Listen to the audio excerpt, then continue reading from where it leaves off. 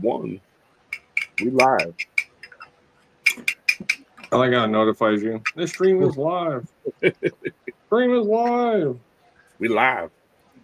So yeah, but anyhow, those candies can get they can take like 100 milligrams before you even think about even tasting the rosin. Yeah, I like the fact that you don't taste it. Period. Like, far as the aftertaste, I hate that shit. Like, yeah, at least after. Well, those ones even have because they're I think they're like 15s or something, but there's like 50. I think there's 50 or 75 milligrams of CBD in them.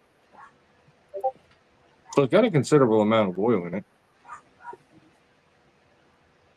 So are we on? Hey, I mean, far as like, we're on my page, your page. I feel the Homegrowers page, Lit.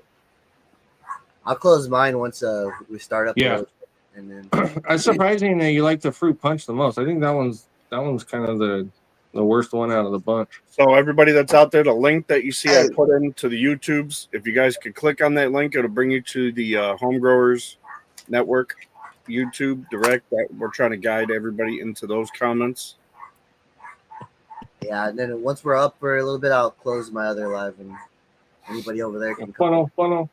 Let's see, Ricky, Jazz, Tabby, Doug, Maz. You guys could click on that link I have pinned there. Join us over in that live. Oh, Ricky made it. Victor, what up? Let's go. Yeah, you guys been seeing the social medias blowing up, everybody getting all mad as of late, calling everybody fascists and Nazis. Man, they get over it. Yeah. Just what they did to Tino, but like in the real life. Crazy over there. they get over it. Sure. Well, no, I think it's like it's an interesting conversation for the cannabis community anyway. But I do know you got to kind of understand the definition, because if you keep throwing that shit out there to people that it don't apply to, it kind of lessens the impact of calling somebody a Nazi or a fascist, Yeah, 100%. But yeah, no, I was watching some of the lives the past like couple of weeks, and it's been like the common theme. Yeah, it's a go-to for sure. Yeah, well, what's funny is like the whole Tesla thing and all that shit. Like, there's a guy here locally that went and bought a Tesla just so he could smash it up. And it's like back in the day when people were burning jerseys and shit. Like, you bought it. Why would you burn it? It's over, right? Motherfucker already made their profit. You stupid motherfucker. Yeah, they got your money. So. But look, I guess hold up, people. I don't like in-house. I'm about to buy them out and flush these motherfuckers. Yeah. No, I noticed. Yeah. I noticed when, like, I remember when that was like a thing where people were like burning, and I think Tino's boxes were getting shot up or something on some video. Oh, dude, they burned the hats and the shirts. Man, the hats, That's the worst. These are nice hats. Why would you burn this? Yeah. No, but that's the craziest part is like, I get protesting, but why, like anybody that's ever bought like a jersey and shit, they've spent a couple $100 on it, and you're gonna burn that shit just so you can get a couple of likes on a social media. Mental health is real. Well, look, man, the way I see it is you want some change, then stop asking for it, demand it, and vote better. Stop playing the game. Shit. I think we don't even understand how everybody is one big part of this shit. Like, well, what I've been noticing though, I don't know if you guys have noticed it, but you notice the ramp up against cannabis especially in the past like 6 weeks, where now all of a sudden we're getting a ton of these articles and all this stuff that's basically trying to bash cannabis, and then also like down in Florida and all that, they're trying to eliminate competition with by trying to get rid of the hemp. You know, the kind of when you start seeing kind of seeing like a direction one way, you kind of start picking up the patterns that is kind of fabricated. You know, like these people are getting paid to keep the propaganda train going. Yeah, I saw something today where they said that there was something came out where they were having all these young influencers post about fucking anti-weed shit. Yeah. Okay. So, there's a company called there's a company out there. Okay, so check this out. This is what I learned. So there's an actual company out there that's called Influgent or I don't know. I'll get the I can't remember the name. But anyway, what they do is a company or a group or somebody will come to them and they have all these influencers on their payroll, and what they'll do is like start posting whatever campaign. So like big companies are using this stuff where like you know when they were talking about sugar and aspartame and all that, right? These influencers were like, "Oh, you're trying to take our Coca-Cola away or trying to take our sodas away." And in fact, those influencers were on a list being paid to say that and say that in mass. So when you start seeing a lot of this stuff, and it happens not just in politics, but we're starting to see it now. When you see a certain like demographic or group types all saying the same thing and reposting the same shit, and when you look at the comments, it's just basically a circle jerk, and they don't really mean the shit. They're being paid to say it and do it, and it's kind of crazy. But then again, I mean, shit, if they were like, you know, Twisted, we're gonna give you $50,000 for you to, you know, denounce cannabis, you'd probably be like, yeah, I'll probably do that for an hour or two. An hour or two, exactly. Maybe, you know what I mean? Hey, Right? hey, history repeats itself. And then you come out Yeah. later, jokesies. Modern Joking. day propaganda. That's all. The whole time I'll make sure I have this is sponsored by a big question mark. That's it. Right? Well, but there's an Right. actual company that does that. So when you start seeing, because like when you start seeing like a uniform type of propaganda piece, you know that something's brewing, something's going down, because especially the attack on the medicinal aspect of cannabis, because when that starts getting attacked, that means that there's something groundbreaking that's going to come through, or some sort of information that's going to validate a lot of stuff in many cases. But if you get a lot of the ahead of it in the propaganda and kind of denounce it, or you know, kind of set the path to you know, deflect, you see that often just in our normal news media and all that. So like Bearded Bros posted this article that was in Forbes, and you just look into the guy and you realize, oh, he works for a huge cancer research facility. He's the chief operating officer of the communications and their information. Now, if, say, for instance, some of these studies come out and it says that it shrinks tumors or it can aid in the remission of cancer, that a lot of these cancer societies and a lot of these cancer people are going to lose a lot of dollars, you know, not just in donations, but in grants and everything else, you know. Now, the thing is with that though, is you're going to be able to, if you're able to medicate yourself or have the means, like for instance, growing 10-20 plants, you're going to get a pretty good like medical supply for yourself, and you can heal yourself. Then, you know, all of a sudden they don't have to do those billion-dollar walks every year, you know, because they found a solution. You know, that when you're talking, you know, you could hit some pockets, you can hit billions, and in some cases trillions of dollars that, you know, people stand to lose if people could actually treat and medicate themselves. I mean, why not let us practice with the cannabis? They let them practice with everything else, you know. They let them play with opioids and all this other shit. Why can't we do our thing with hemp? Well, I think it's one of those things where I think they did sort of discounted the community as a whole, even the generations that were before us. I think they discounted it because they knew that the medicinal properties of it. Because even back from the studies back in the '60s, and then even with during the Nixon administration, Nixon kept it illegal. Nixon had the option to take it off the schedule, but he wanted to keep it illegal because it helped him politically, right? Didn't help him long term because he got kicked out of office. But my point is that you see these patterns and they keep repeating. But I don't think they were fully.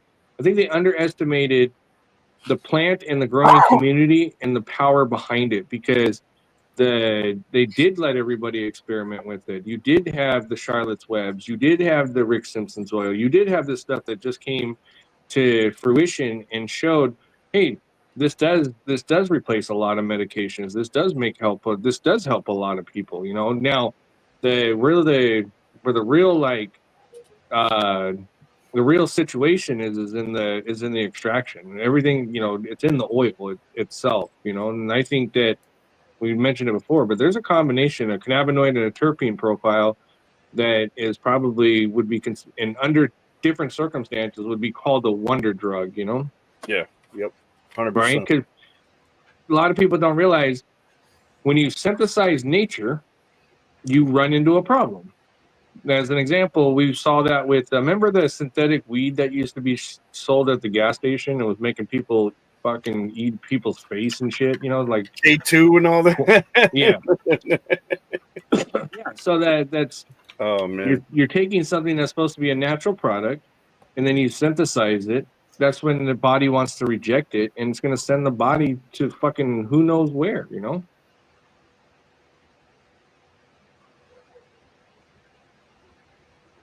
Take a moment to Poison trees, exactly. like the fucking post right now. Everybody follow the new account, GTC Homegrowers Network. Yeah, I'll post it. I'm gonna send a bunch. I'm gonna post on all of our pages and get people there next week. I think I'm gonna set up a pretty big kind of introductory, kind of kicking this off, a pretty cool giveaway. So we'll do some clones, do some candy, do some packs. We'll do a bunch of really cool shit. But you'll have to be on that specific feed in order to qualify. Hell yeah. But what is this? Our fourth one? Yeah, it should be number 4, I believe. Yep. Yeah. So yeah, I think they only get better. But I've been some of the stuff. I think I'm gonna put some really cool shit together. It's almost better to have a smaller audience to have like better feedback and to create a better experience. Like, so then when there's like more people to cater to, it's like we're not running into any issues. Well, I think it's more comes down to the quality of the audience, 100%. right? Like for as an example, I was in a live the other day, and the comment section, it was like you could tell like it was just troll accounts that were coming in, and then it's like, oh yeah, this is like kind of it's a bit annoying, Yeah. So because what it does is it doesn't like accomplish anything. So that's why I say that whether you got 10 people in there or whether you got 10 million, it doesn't really matter as long as the group of people are quality people. That's all now that matters. we have 52 people in here, and I don't see really any trolls. So well, the thing is, doing like, alright. look, The if you're gonna homegrower- troll, at least be like funny, and Yeah, there's people appreciate that funny joke, even if it's What's that? about myself. I almost am more disrespected when the joke is bad. right. yeah. Well, no, there's people that are genuinely funny, and then there's just some that in their head they think they're funny, but it's to the masses. It's I think it's just addicted to dopamine. Yeah. If you can get a like or you can get a reaction. That's why I figure, when I was like kind of planning out the new year, I was like, actually, if you don't deserve attention, you're not going to get attention. No, that's a good way to look at it too, because like you said, a lot of people are more focused on the negative attention because it'll be funny or they get a like out of it or, you know, stuff like that. You definitely don't need that as much as being able to educate people and try to help people steer them in the right direction.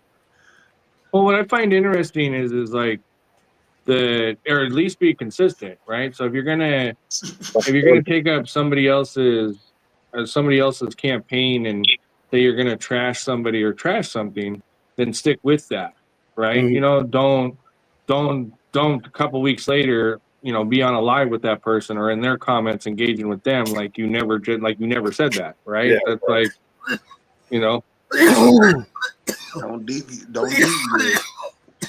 I mean, it's like it's the shit that Litt be doing, right? I see Litt, we're all cool in here, and then I see him in the other lives talking mad shit. Hey, you know, I gotta protect y'all shit. You know, But I'm talking no, shit in they, y'all defense, mainly Tino. I'm telling you, it's bad out here. Like it feel like the Civil War again.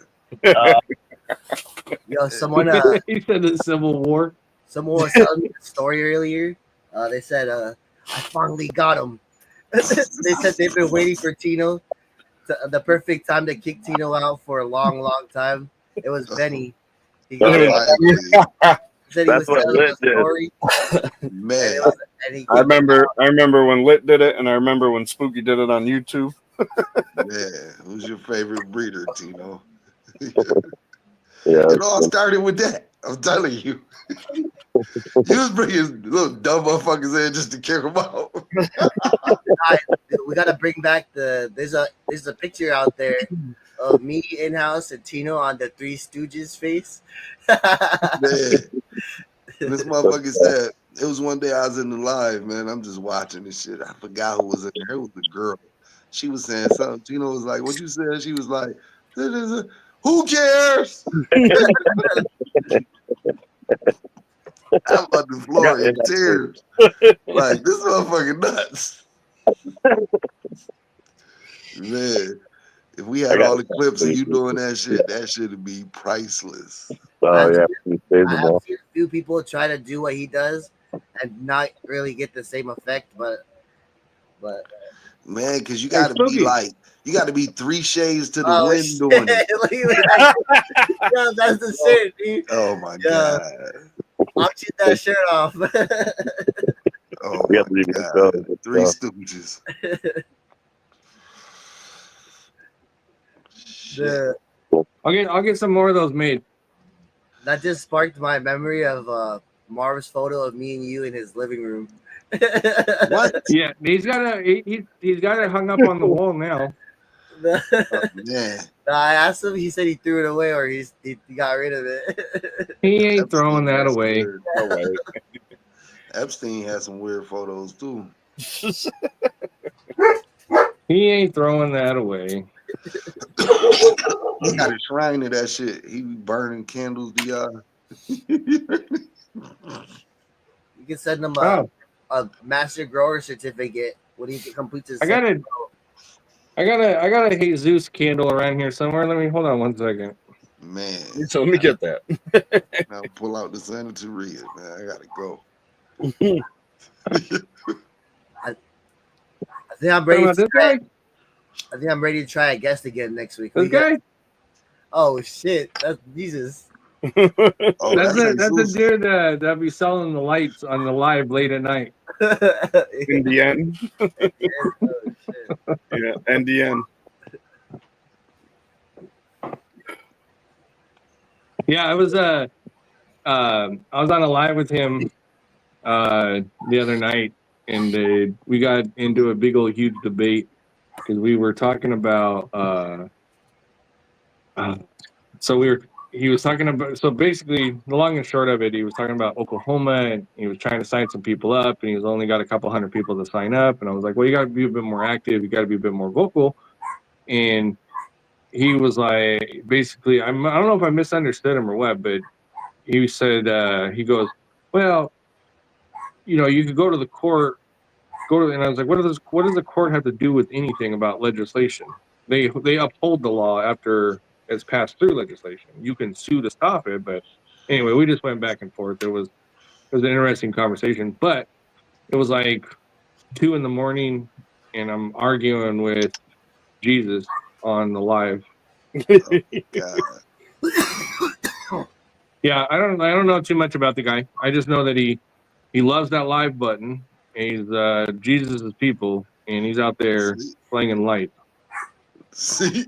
We called him LED Jesus Look. for the longest. Look though, look at this shit. All right, He perfect just example. resurfaced. Has he been slinging lights still though? I haven't. I don't think so, honestly. I only go back from what I know. I mean, he could be just chilling I now, feel like just they probably holding dropped court. his ass already. And house, you just out here recruiting new beef. We trying to be peaceful. No. There's somebody else I gotta put on the list. God damn it! Hold on. Let me explain to you real quick. We got into a debate that lasted for like ever, Oh my but God! we agreed to disagree, and we ended the conversation and ended the live. Everything was great. So that's the difference. Is we weren't going to agree on what we were talking about, so we had just agreed to disagree. Right? And so now we beefing with Jesus. No, not at all. That's the thing is you can disagree with somebody and then not have beef with them or feel ill will towards them. You know, like be good, for instance, I don't think I'm gonna ever be able to change his mind, right? Or anything like that, and vice versa. But the conversation, it doesn't hurt to have the conversation. But I think it was interesting from what I learned from the comments from people though. They took it really personal, or they took it serious, like we were mad at each other, or that's where they. That's the biggest thing. Comments can make the situation seem like it's much worse. That's what push it. Yeah, well, like some of the comments were like, "Oh, this is super cringe," and it's like, well, okay, then move on to the next live, because if you don't like the conversation, right? Like it's almost like people feel like you're locking them in a room and forcing them to watch something, you know.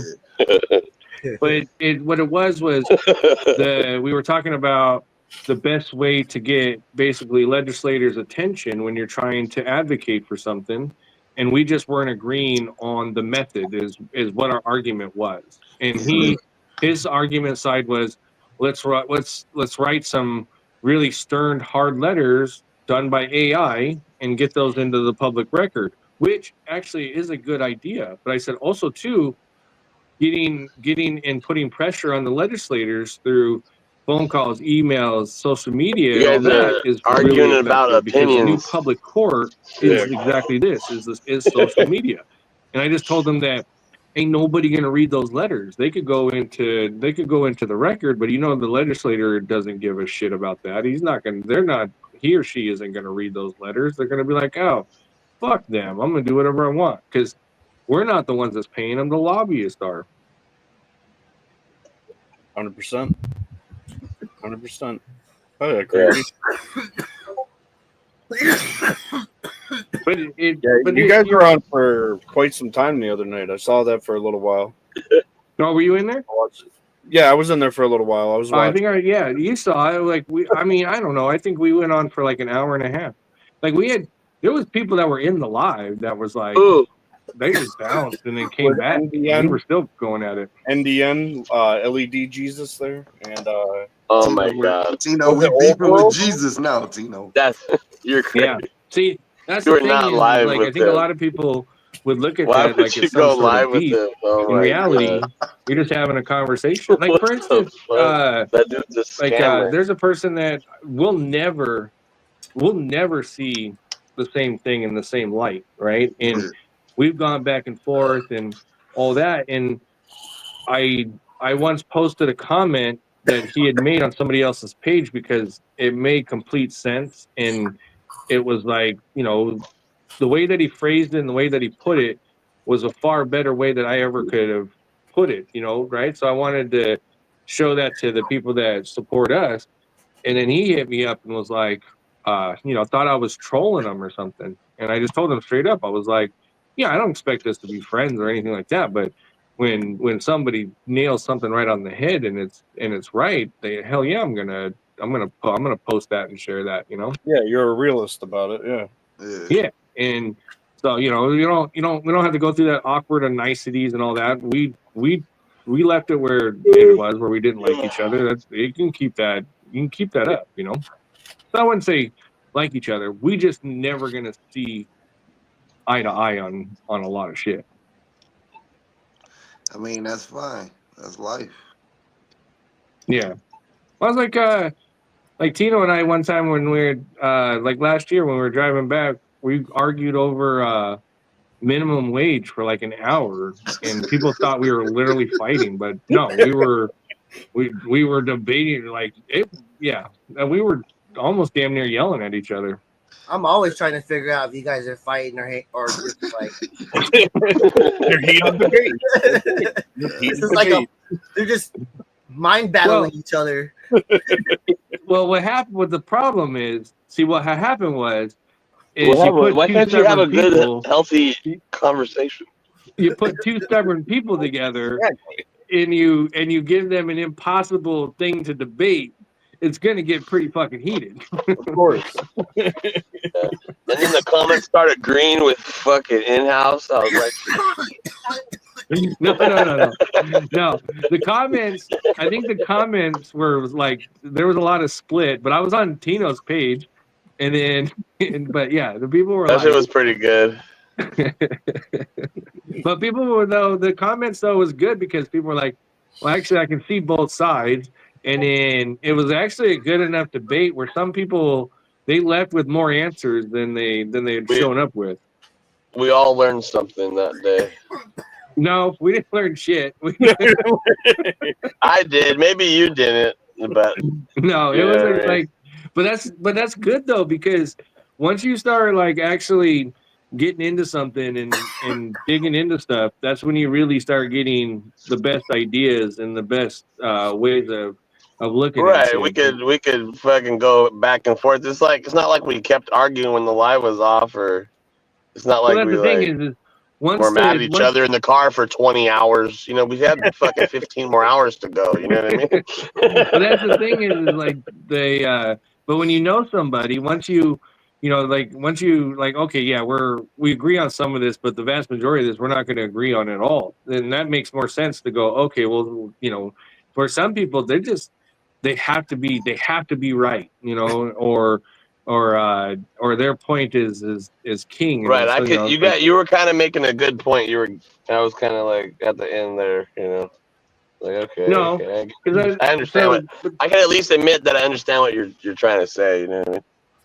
Well, no, because the point that you had made complete sense, because it's been kind of the norm and how we were taught and how to feel towards like our jobs and what we do, and anybody I'm the brainwashed worker.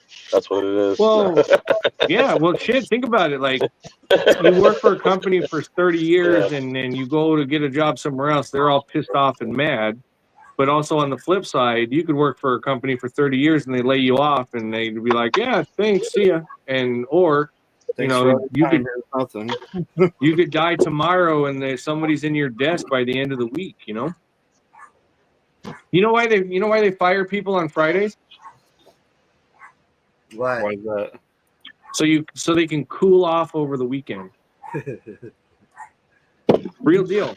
So that's why when they do the layoffs and all that stuff and pink slips, they'll do them on Fridays, because that's how unhinged the American worker is. They're afraid that fucking person's gonna come back and fucking Columbine that bitch.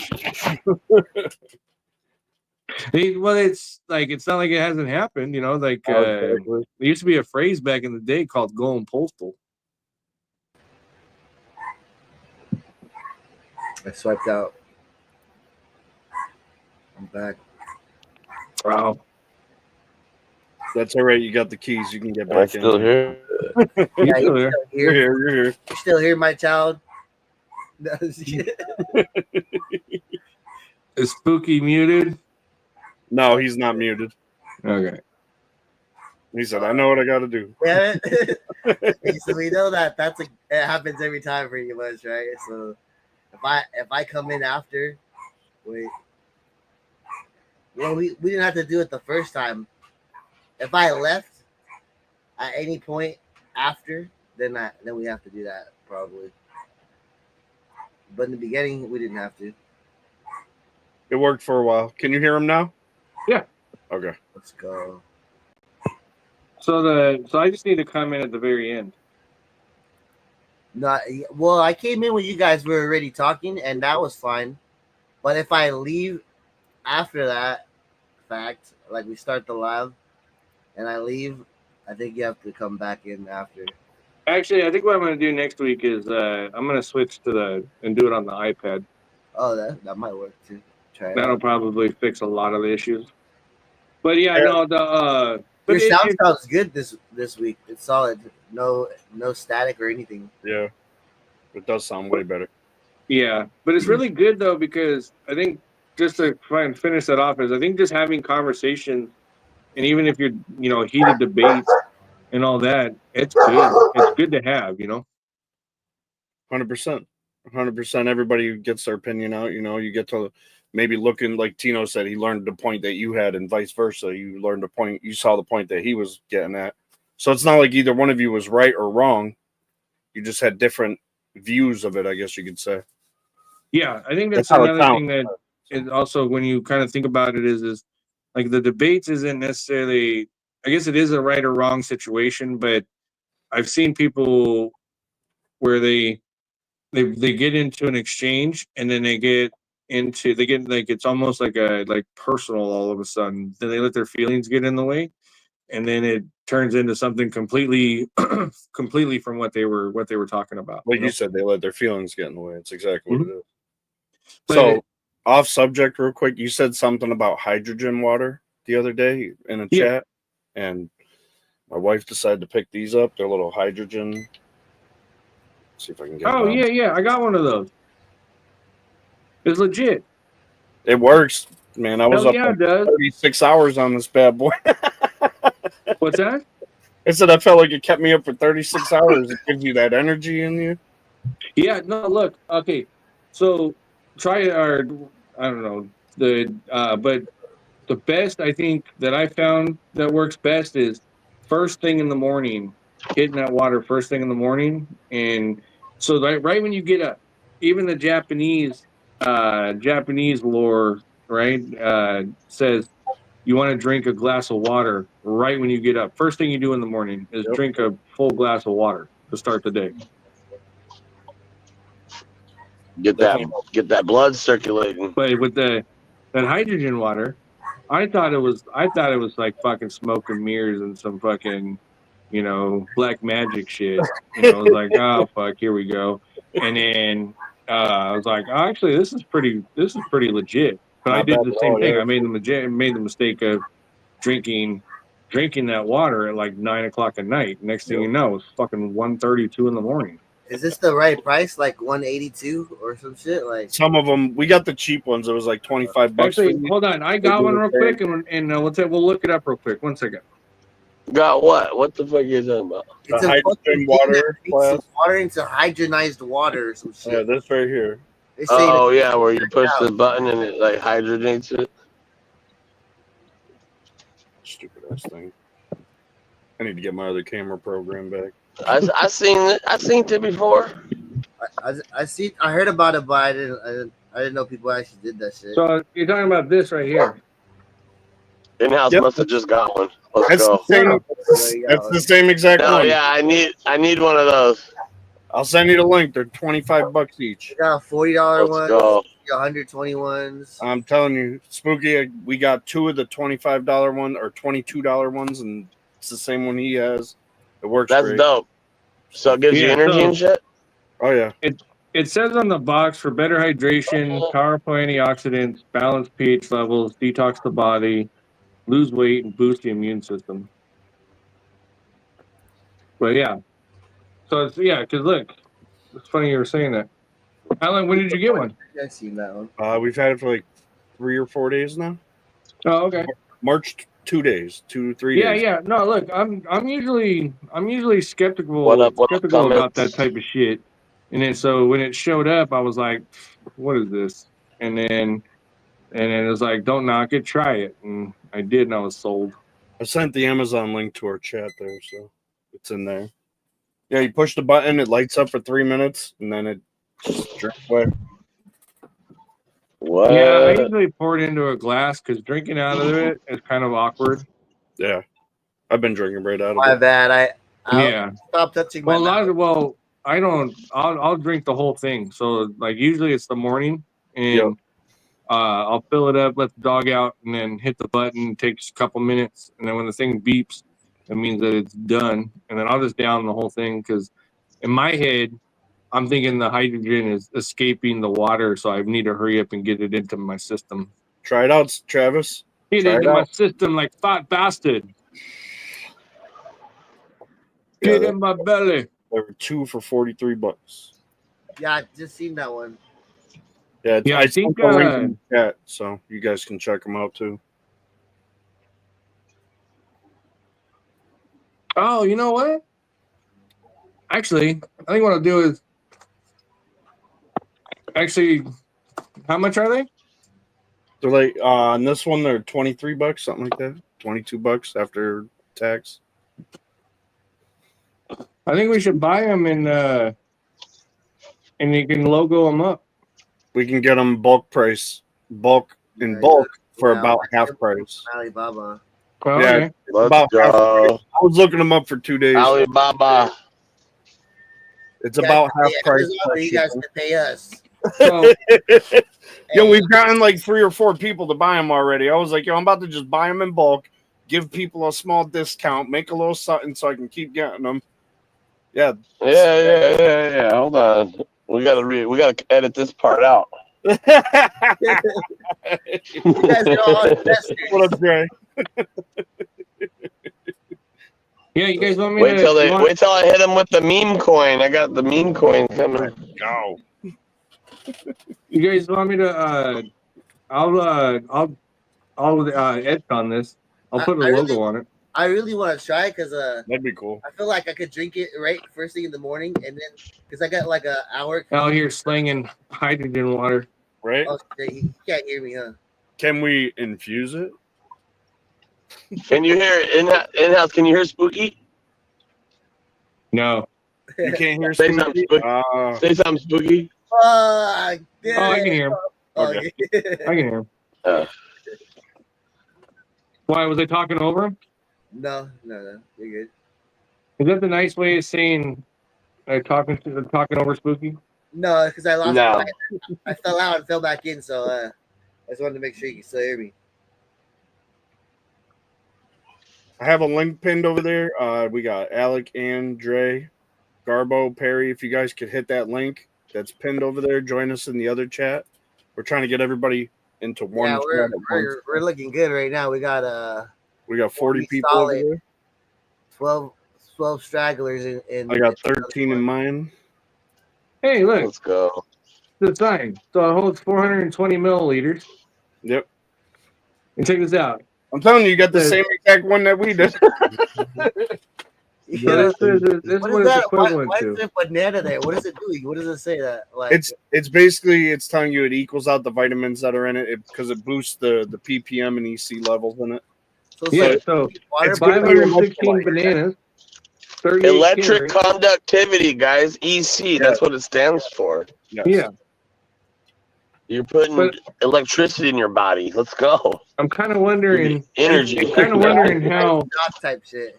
this is equivalent to 516 bananas. I'm pretty sure if Yeah, I you don't eat know about 516 bananas. I don't know, but I like it. Water. All right, everybody out there asking for the link. Now you got to wait till we get our big order in. And And else is gonna custom etch them. now they are I will. cool. Actually, Right on the glass. Yeah, I'll that's put a good Tino idea. sticker on it. Hell yeah.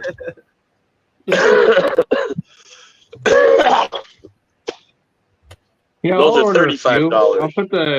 I'll put the logos on it. Let's go. Hey, I look. don't know. The thing is it works. It does. I don't know how much of a placebo effect it is, but to me, it really feels like it works. Like you said it in the chat the other day, and I showed her it, and she like immediately started researching it. And then she's like, "All right, now I'm gonna find a cheap something to get for it." A friend of ours that lives in Arkansas, his wife works for that company that I had sent you that link, that Ozone, whatever it is. Yeah. She works for that company, and their machine there is like $500 to get one just to do this. The machine that they sell, I was like, just got a $25 flask. That's an ozone machine, though. Yeah, right? yeah. It's the ozone. That's an ozone machine. Adds the hydrogen and all that. You could do a lot more with the ozone machine, though, than just Yeah, and it's the ozone is basically sterilizes the water. Yep. That's dope, though. So you don't gotta brush your teeth anymore. You just wash your mouth out with the ozone water. There's gonna be a pill for that. Oh, man. Let's go. True Dub said you're gonna start pH testing yourself. Let's go. I hate being on my phone. I can't see the comments. Oh man. So I got a grow question. Bam. You like those? Is feminizing spray pretty consistent? Does it actually increase the likelihood of females in regs? I saw some for sale and was curious. I've personally don't just trust anything that you see for sale, Jason. That's a big start to it. I can tell you that. Hold on. He's asking a question again. I got a grow question. Is feminizing spray pretty consistent? Does it actually increase the likelihood of females in regs? I saw some for sale and was curious. I've personally never seen any used. So if you're using a feminized spray, you're reversing a female plant. But I guess what's throwing me off is the likelihood of females in regs. Now regs Tino's got kind of an anomaly right now. He's got a reg out there that seems like doesn't want to produce a male. Like the males are becoming a unicorn in those seeds. But whether you're using STS or you're using colloidal silver, there's a few really good like kind of one-time sprays, but also too the one-time sprays are kind of deceiving. If you're gonna use a one-time spray, usually they should just call it 2 times because you're gonna do it initially. The question that I have for Jason is: Are you talking about making seeds, or when you pop seeds, you're trying to force a possibly male plant to be a female? Because that's what I'm wondering. Is he talking about making seeds? Oh, spraying it to sex or is he trying? Yeah, exactly, to sex it. I don't think he knows the exact process of what's happening sounds like he's asking feminizing. Because I just reread that, and it's feminizing spray consistent. Now, if you're making seeds and you're using some kind of a spray, like he was saying, they do when they make their femmes, that's a different story. Oh, every spray is different. Using a spray on reg seeds to ensure a female. That's what I feel like he's asking. Is that, I've never heard of that personally. I've never heard of it either. I know that you can send it in. You can send it in for testing, and it'll tell you. You can actually now. You can just order. I think what he's saying is back in the day, like when cookies was really popular, they came out with a spray that you could spray on your plants, like Kenny the flower. A lot of times where it would stop it. We just where it stopped. Can you not hear me? Bring it. Can you hear stop it from? Where it would stop it immediately. You can't hear me. And then it'll tell you. Can you hear Tino? He said, "All right, I'm out." So the way he was explaining it was that it was supposed to increase the likelihood of femmes for home growers to increase the possibility. You would have to buy fem seeds to make sure you got all fem. I just think he doesn't understand what the fem process. Okay, well. He needs a basic breakdown. I don't know what he's saying, but I do know that they used to have a spray that you would spray on your plants, like beginning of flower. You could spray on them, however it was, but you spray on it to not get any herms. You know what I mean? Like to prevent your plants from herming. I don't know, some shit they came up with a long time ago. For the fucking cookies and Jason, shit. what you're talking Yeah, about? I wouldn't recommend it. Don't do it. Like that shit's dumb. Just grow better. There's no magic. There's no magic spray to like magically make it fucking females or better or whatever. There really isn't that I've ever heard of. Wasn't that like 10 years ago? There was like somebody that said they had a spray. Maybe a little. I remember something like that. I mean, I could hear him, but I couldn't hear him over me talking. I can hear you now. You hear me now? Yeah. Yeah, he left and came back. Yeah. So what you're saying, Jason? There's nothing for that. Nothing that any of us have heard of for that. Where you're growing regs and trying to guarantee it's going to be a fem. Your best bet's to get yourself some test kits. You can buy the punch cards and send them in, or you can get the test kits online and just have them there. They're like, if you buy more than 10, they're like $125 for 10 pack. Oh, there's plenty of places you can get them.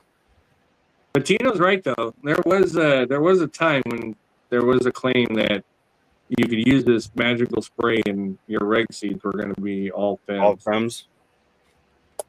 Yeah, it's when everybody was getting fucking herms with the cookie. Everybody's trying to grow cookies. All the cookie packs were seeded, like every fucking one of them. It was ridiculous. Yeah, but that's early 2000s. You know? Like 2010s. Never heard of anything like it. Yeah, that's good question though. Good question. I guess mid 2000s. And like they said, if you want to make seeds, there's sprays for that. You know, stuff for that. What is he trying to do? What is he trying to achieve? Have we figured that out? He's growing a pack of regs. He just wants to have all females. Oh, okay. That changes everything. That's pretty much, that's the question he was getting at. And he said he saw somebody saying it's guaranteed it'll work and make them all feminized. Like I said, I've never personally heard that. Hell no, that's bullshit. That's lies. Sounds like some straight snake oil. At first, I thought he was asking it like, is it stable to use a spray to reverse a female? And he wants feminized seeds is what he wants. He wants feminized seeds. Yeah.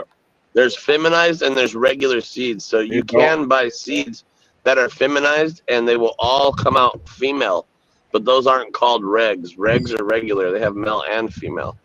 If you want all female guaranteed, you have to buy feminized female seeds. And we have everybody have, well, not everybody, but we all have those. So it should be about a 60-40 split, 70-30 split on your pack, on your males versus your femmes. Right. Some are more than others, like, and then sometimes you get the luck of the draw, but yeah. Hey, I don't want to. I'm not gonna. We was it probably 4 or 5 years ago? We popped a pack of regs from somebody in particular. All of them, all dudes. That was kind of like an anomaly. Fuck. I've heard of that before. I've heard Was it of Jungle Boys? I'm not saying any names. But no. So, but they were they were cool about it. They were like, but because we understood that it's rare, it's an anomaly. But we anyway, the second time we popped it was great. But that's what happens. Sometimes you get fucked, and then same thing happened to me. And then they're like, yeah, this other guy, he got all females and no males, and I was like, oh, okay, I guess I got all of his males. But yeah, I've never gotten a 10 out of 10, but 9 out of 10 for sure, but never a 10 out of 10. I've gotten 8 out of 10. I've had that happen. Yeah, but it's just I feel like the mix, right? So when it's like you just shake it up, and then it's like I've heard plenty of people say you can look at the seed itself and tell by looking at it. Does it have a butthole? That's bullshit too. I know. That's all bullshit too. These guys are out here lying. Yeah, it's got a little thing on the bottom of the crown. It's a male. There's some people that swear by it though. Fuck that. Would you consider that like bro science or what? or they say they got when they pop them in hotter or colder. I don't know. A lot of people say that. Oh, I got more mels because of the temperature, whatever the fuck. I don't believe any of that shit, to be honest with you. What about popping on a full moon, like a blood moon? I don't believe any of that shit. I mean, I don't know. Maybe the Inhale said the moon has something to do with the tides. Fuck, I don't know. But what is it gonna do? Like, I don't. Absolutely, Jason. Like I said, sex kits. If he's that worried about it, I mean, it's not hard to spot them. But I know if you don't have the room, sex testing kits, man. I believe in the juju, though. Popping on full moons, popping on blue moons, popping on black moons, popping on every moon. I mean, I'm not saying that I don't do it. I definitely do it. What's your hey, Tino? What's your roster of stones you got right now? Let's go. Well, no, man. It's like also too, there's a lot of superstition that goes into it, and then when I talk people to do things in a particular way, like. It's like gremlins. You never pop seeds after midnight. Yeah, we had a thing with UFO genetics, and he told us about how he runs his water through magnets. Yeah, his pipe has magnets on it to add the magnetic polarity to the water itself. Yep. I mean, that makes sense in copper pipes and all that. Yeah, okay, we can get on board with that. Well, I think though. The problem with that is I don't think people recognize how strong of a magnet you actually have to have in order to get that polarization. But there is studies that prove it. Same with the it's dangerous as shit. I don't recommend it. But people putting electricity through their gardens. You see that people doing crazy shit like that. There's or putting copper through it and then running a low voltage current. That's to me, that's like you're turning your fucking garden into an electric chair, Yeah, for real. Replicate at your own risk, guys. Okay, I don't want to hear any stories after this where you guys like light up your fucking. Right? I put a copper tube. Look! I got my stones. I got my magnets. I got a full moon coming up in 23 days. Game on, bitch. What do you think about the hot and the cold though for males and females? Some people swear by that shit. Hot and cold water, or just temperature. Temps in general. Oh, temps in general. Yeah. So that actually, temperature is a big, huge factor. But I think what gets overlooked a lot is lots of people will do the ambient room temperature and gauge a lot of shit off of that. Where you want to kind of get the temperature of where the plant is sitting at, right? Just because the room could be 78, 82, your plants could be cold as shit once you get down in the canopy. They could be 70 degrees, 58 degrees. What's that? The leaf temperature, yeah. He said I got a plant taser. A plant taster? Taser, like an electric taser. Yeah. I know, man. Look, there's people that are actually electrifying their gardens, not just in cannabis, but in general. It's the craziest shit. Look, I'm telling you, there's a time in history where people had pet rocks, so that's where you're kind of like people. Maybe it works. I don't know. Oh man, you're gonna have all the copper rod people coming after you now. Oh yeah. He's not believing. Sacrifice for spring planting. It's coming. They say you don't need any nutrients. You don't need to do any pesticides or nothing. You just run this copper wire right through here and fucking you're good to go. Yeah, I would say, but the temperature, because I was actually just talking to somebody about this today. Tino, you're running under multiple different lights, right? Yeah. So under your LED lights, you're running a hotter temperature and a higher humidity? Oh, yeah. Yeah, definitely. Okay. Somebody was getting in a conversation today, but it's been an ongoing conversation because I was like, yes, when it comes to your LEDs, you need to run a higher temp, higher humidity. It's just a different beast than what you came from the metal halides and the sodiums, And yeah. so, but I was like, he was like, "Oh, run the room at 84," and I was like, "Well, where's the thermostat at?" And he had the thermostat above the canopy, and I was like, "Well, drop that bitch down into the canopy and get the temperature there." So from the top of the canopy to a foot and a half down into the plants was a 14-degree difference. It was 70 degrees Damn. inside the canopy. Wow. Yeah, you got to stay on that leaf temp. You know what I mean? You got to be taking your leaf temperatures too. Yeah, so that's the That's equivalent wild. to that is trying to grow plants in March, right? You know, March and the beginning of April, or Yeah. trying to bloom. They're getting a little and- bit of heat from the sun, a little bit of Mhm. top heat, and the fucking ground's frozen. Yeah, correct me if I'm wrong though, but remember that because the sodiums have a full spectrum light, including UV and everything else, right? So that that's why when you got to turn your lights off when you water, because it turns into like a magnifying glass over those sodiums, and it'll burn the shit out of your Yeah, leaves. you're getting the rays, you're getting the heat rays like the sun. That's what heats the plant up. Yeah, It's, they you know, so- and so I think then you're fighting against that, and you're trying to cool the room down. Is essentially what you're fighting for. And then when the lights go off, it just spikes because you got the humidity from the lights, and then the exhale the plants. So you're trying to fight against all that in HPS, and then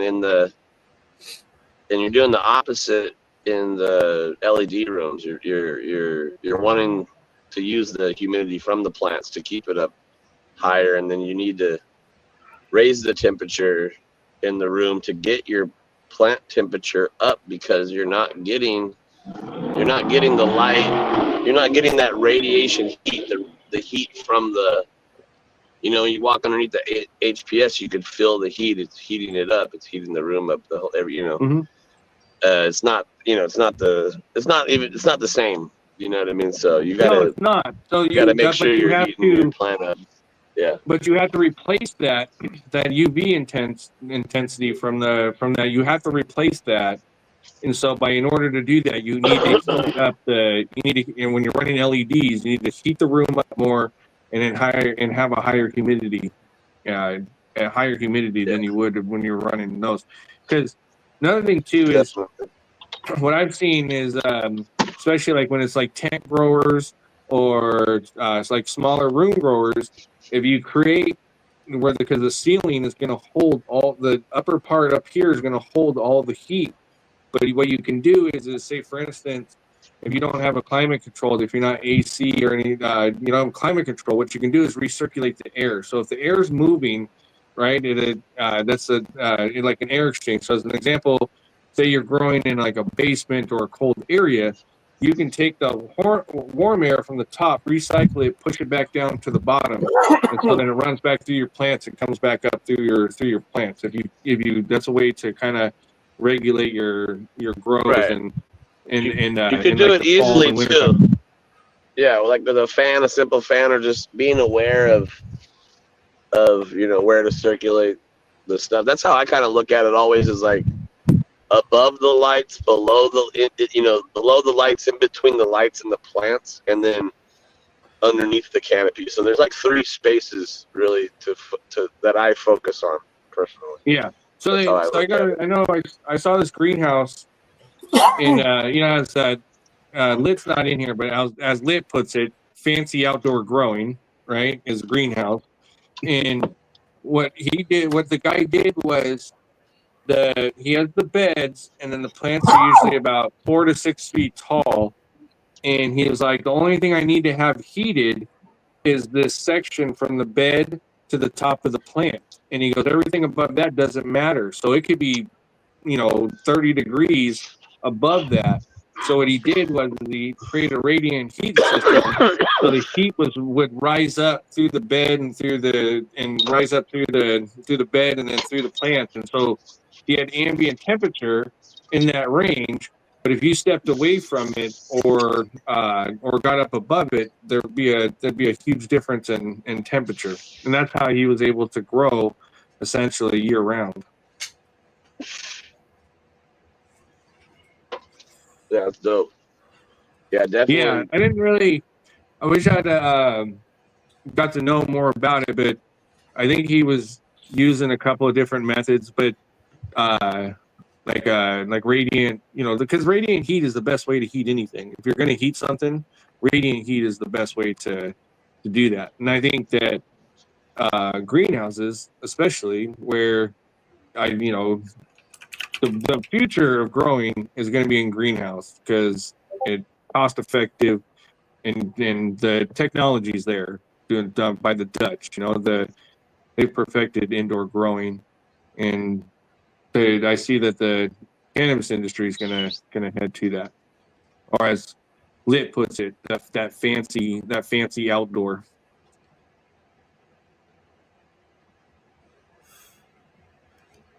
Lit was here earlier. He just disappeared.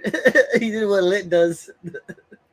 Yeah, well, yeah. Sometimes he bounces because he just goes to sleep. It's kind of like what's going on 10 o'clock there on the East Coast. It's getting late. Oh, you know what? I should probably log in and see the chat. I don't see the chat on here. I just pulled up the YouTube one. Nice. We got 38 likes. We got 50 people watching though, so we gotta close that gap right there. 50 people watching? Yeah. No, that's just on our new page, the GTC. Actually, it has a better ring to it now, the Homegrowers Network. Yeah. There's 50 people on that one. Yeah, you had me all fucked up earlier because I was like, Home Growers Network. What the fuck is GTC? I feel like GTC means something, but that ain't. Yeah, that's what we made. Network. That's what we made a while ago. That's when we made this logo. Remember? I know, but what was this? What was that stand for? Good Times Crew, but we didn't. We just decided that between us. That's right. I couldn't remember. Yeah. But the Good Times Crew, that was the best. Yeah, but this is like an evolved version of it. Oh, is that what I never knew what it stood for. Yeah. That's why I died. Hey, it happens. It happens. All right. What do we got? Is there a way to send this link? Like, can we send this link to people? Like the link to get in the room or the link to watch the video? To watch the video, how do I do that? I can just go to the YouTube, right? I just posted it. You can see you copy it. Yeah, you can. Hang on. The YouTube. If you go to the actual send YouTube, it to Began. Began just messaged me. Send it to him. Get his ass in there. We got moderators to do that. Hey, somebody with a wrench. Who wants to be a moderator? Yeah. Twisted, are you logged into YouTube? I can log to the one on the Homegrowers one. That's to give some of them wrenches in the on the Homegrowers one. Yeah, gotcha. But yeah, everybody, don't be afraid to ask any questions, even like small grow questions or anything. Our opinion about a product or whatever. We won't lie to you, you know what I mean? We'll tell you, I don't know. I never heard of that shit. No. 2 more follow. Well, apparently we got to get on this spray that turns regs all into fins, right? Yeah. It's a little bit of isopropyl alcohol, a little bit of magic, a little bit of tonic water with the hydrogen water. Boom. There you go. Right? Sounds like there's a fucking market for this type of thing. You are the first one to Another run. question for you guys. They want to know this.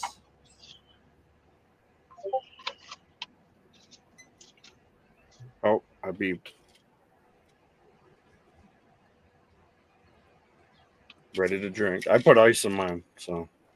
Okay, so you just have low temperatures, so your veg plants are gonna struggle. I wouldn't if you just brought it from seed, I would wait for it to warm up considerably before you flip, because anytime you bring straight from seed, you got a lot of variables in there, so that because a lot of times you're gonna get the vigor as you continue to clone from one plant to the next. But a lot of times what you're doing is when you're hunting, when you're popping seeds, is you're hunting and looking for particular phenols, which also too, on the flip side of that, where I've seen the original plant was okay, but it was like for some reason, or you just felt like you keep it around, and then the second run was money and it was better than the what you thought was the winner. You ever ran into that, Tino?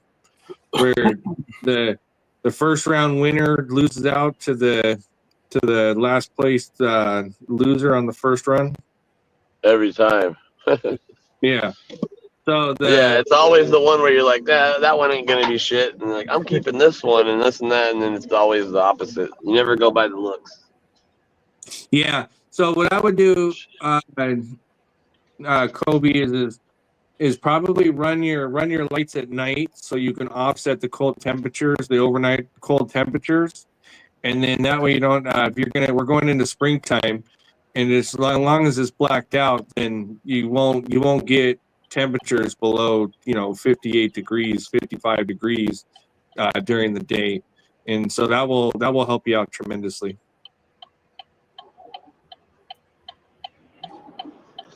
Yeah, still the veg cycle. So I was just gonna say, and be happy you're still in veg.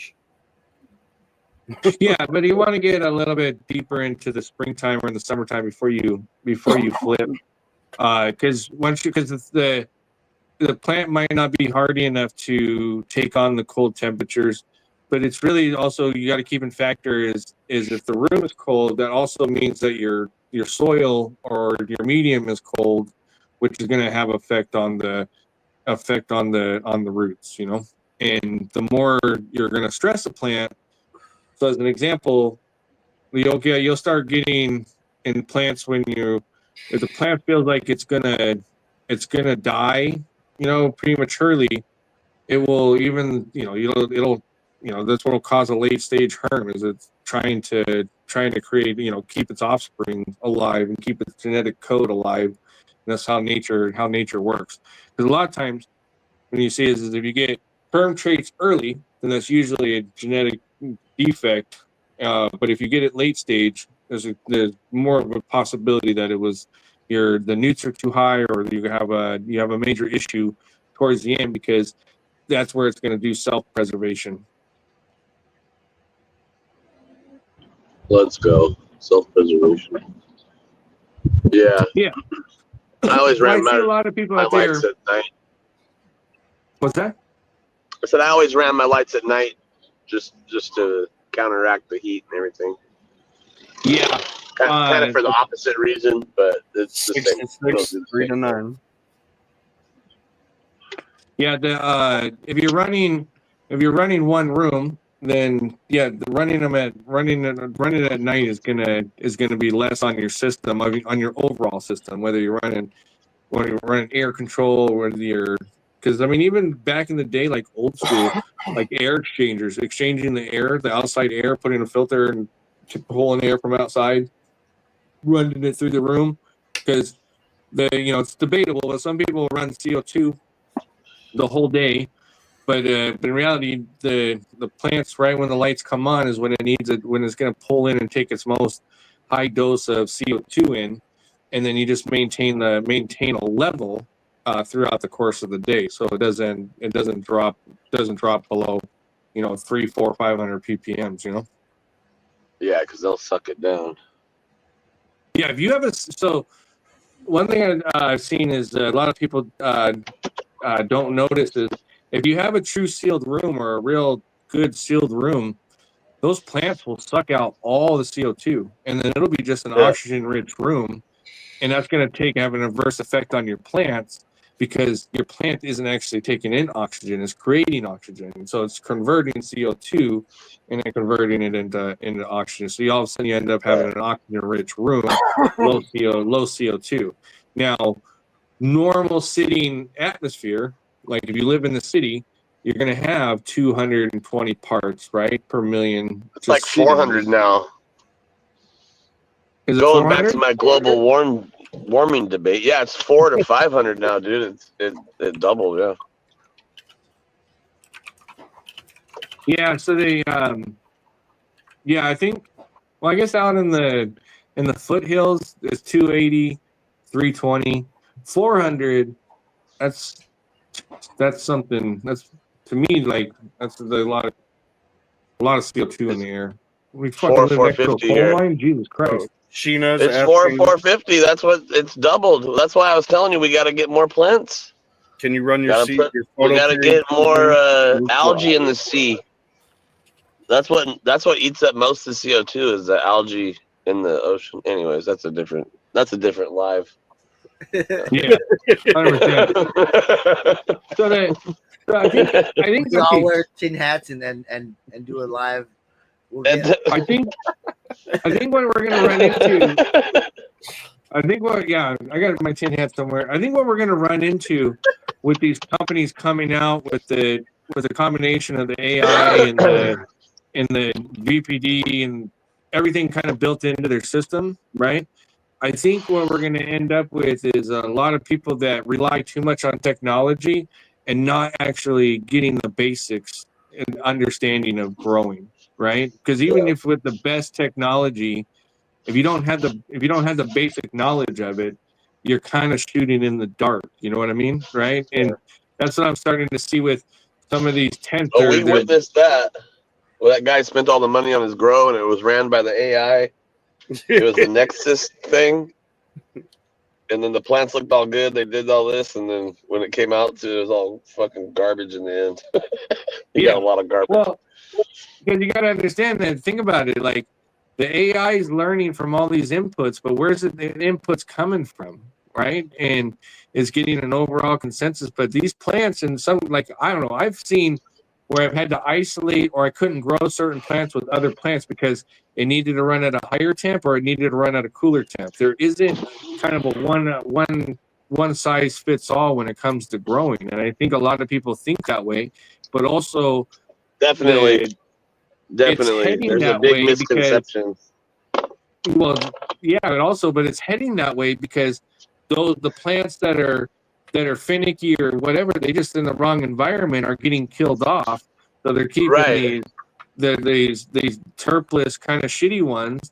And then dude, thank God we're having this discussion. This is exactly why there's no more Kush. Yeah, the Kims and the Kush and that shit's all takes. It's a little harder to grow. You don't get as much. They're not these easy plants to grow, and you're definitely not going to grow them and get good results in the conditions that we're all growing in these other plants in right now. There's too much light. It's too, you know what I mean? It's yeah. So and back, like, think about it. Going back in the day, you used to see what everybody be kind of growing relatively the same thing, and you wanted to grow shit that was difficult to grow because you knew if you mastered it, you'd be one of a few people that had it, right? And quality sells. So that's where I think what we're starting to see is these kind of like they're putting kind of a mid-grade kind of grow plan together, but having to prop it up and make it cooler than it actually is. Like you shouldn't have to spray terps. You shouldn't have to coat this plant with shit in order for it to be fire, right? You shouldn't be growing the fucking. Don't grow the shit if it looks really good and it doesn't have any terps. It means it's not good. Hello, people. Yeah. It means it's not good, no matter how good it looks. If it's terpless, it's not any good. I'm sorry to let you guys know. Well, there's facts there because when you think about it, like if you it's like going to a really nice fucking steak shop in our a steak restaurant and then asking for A1 sauce, right? They'd be like, "What the fuck are you talking about?" Right? You're funny. Huh? They definitely let me get that well done with A1, please. Yeah, can I get that smothered in A1 sauce? No, but yeah. So that's the thing is like if you have to do all these extra steps to make your flower look good, you're growing the wrong thing. It's a pretty straightforward situation. So Sheena has a quick question here about photo periods. Can you run them under 24-hour lights? You want to give the plant a little bit of time to shut down, recommend 24 hours. Some people do because you're going to get a faster veg, but 18 hours, 20 hours. Hell, you just want to give the plant a little bit of a break. Usually a 2 hour to 2 to 6 hour break. But yeah, 24 hours is a bit extreme. If you're just starting the seedling off and getting its strength and all that, 24 hours is great for the seedling. But once you start to transplant, and it starts to establish roots, you do want darkness on your plants. Is light leaks that something that can affect the plants? I have times where I forgot to close my tents during lights off. I haven't seen any effects personally. So light leaks. So like for instance, like when you're hunting and all that, you're trying to get as perfect conditions as possible.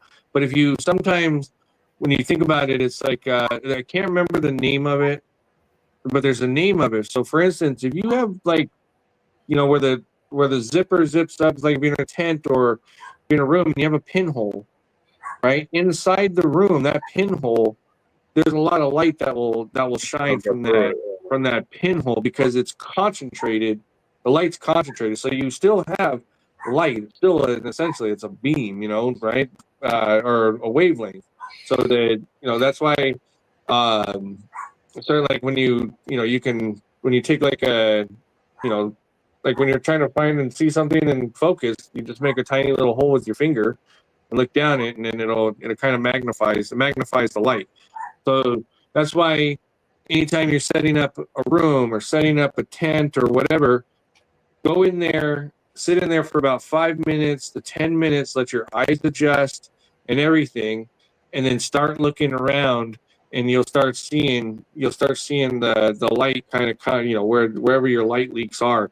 And you just easily just kind of plug those up. And sometimes, like if it's a tent, you just add another little, flap to it. If it's a room, then you're just marking it on the wall and then, puttying over the hole or taping over it or however you want to do it. But the clear darkness is perfect for it. And then like sometimes people will be like, well, what about moonlight and this and that?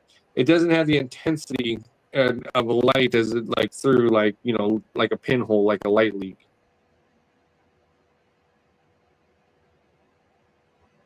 Where was the next one? Yeah. Bam. Probably more of a concern if you're in flower. If you're in veg, I'm probably not tripping about leaving my tent open sometimes. In veg. So what are poor breeding habits that cause plants to herm? So there's a number of reasons why plants are there's a number of reasons why plants will herm. So like I said, a lot of times if the herm traits are coming in the early stages, then there's something off with the genetic code in the actual plant. Some plants are prone to herm, and then as you get into the late stages, right, of plants, and they begin to herm in late stages, then that's more than likely self-preservation kicking in and doesn't have anything to do with genetic code. I've seen where you've had an issue where it might throw some nanners or might throw some traits that are that, but once you're cloning, you run it a second time, it was something that happened in the process of the hunt. There's a number of reasons why a plant would herm, and there also too is you want to figure out a herm rate. So if you're popping a 10-pack and you get 5 or 6 herms, then it's just not it's a combination of it, either something got messed up along the way or the genetic code is trash.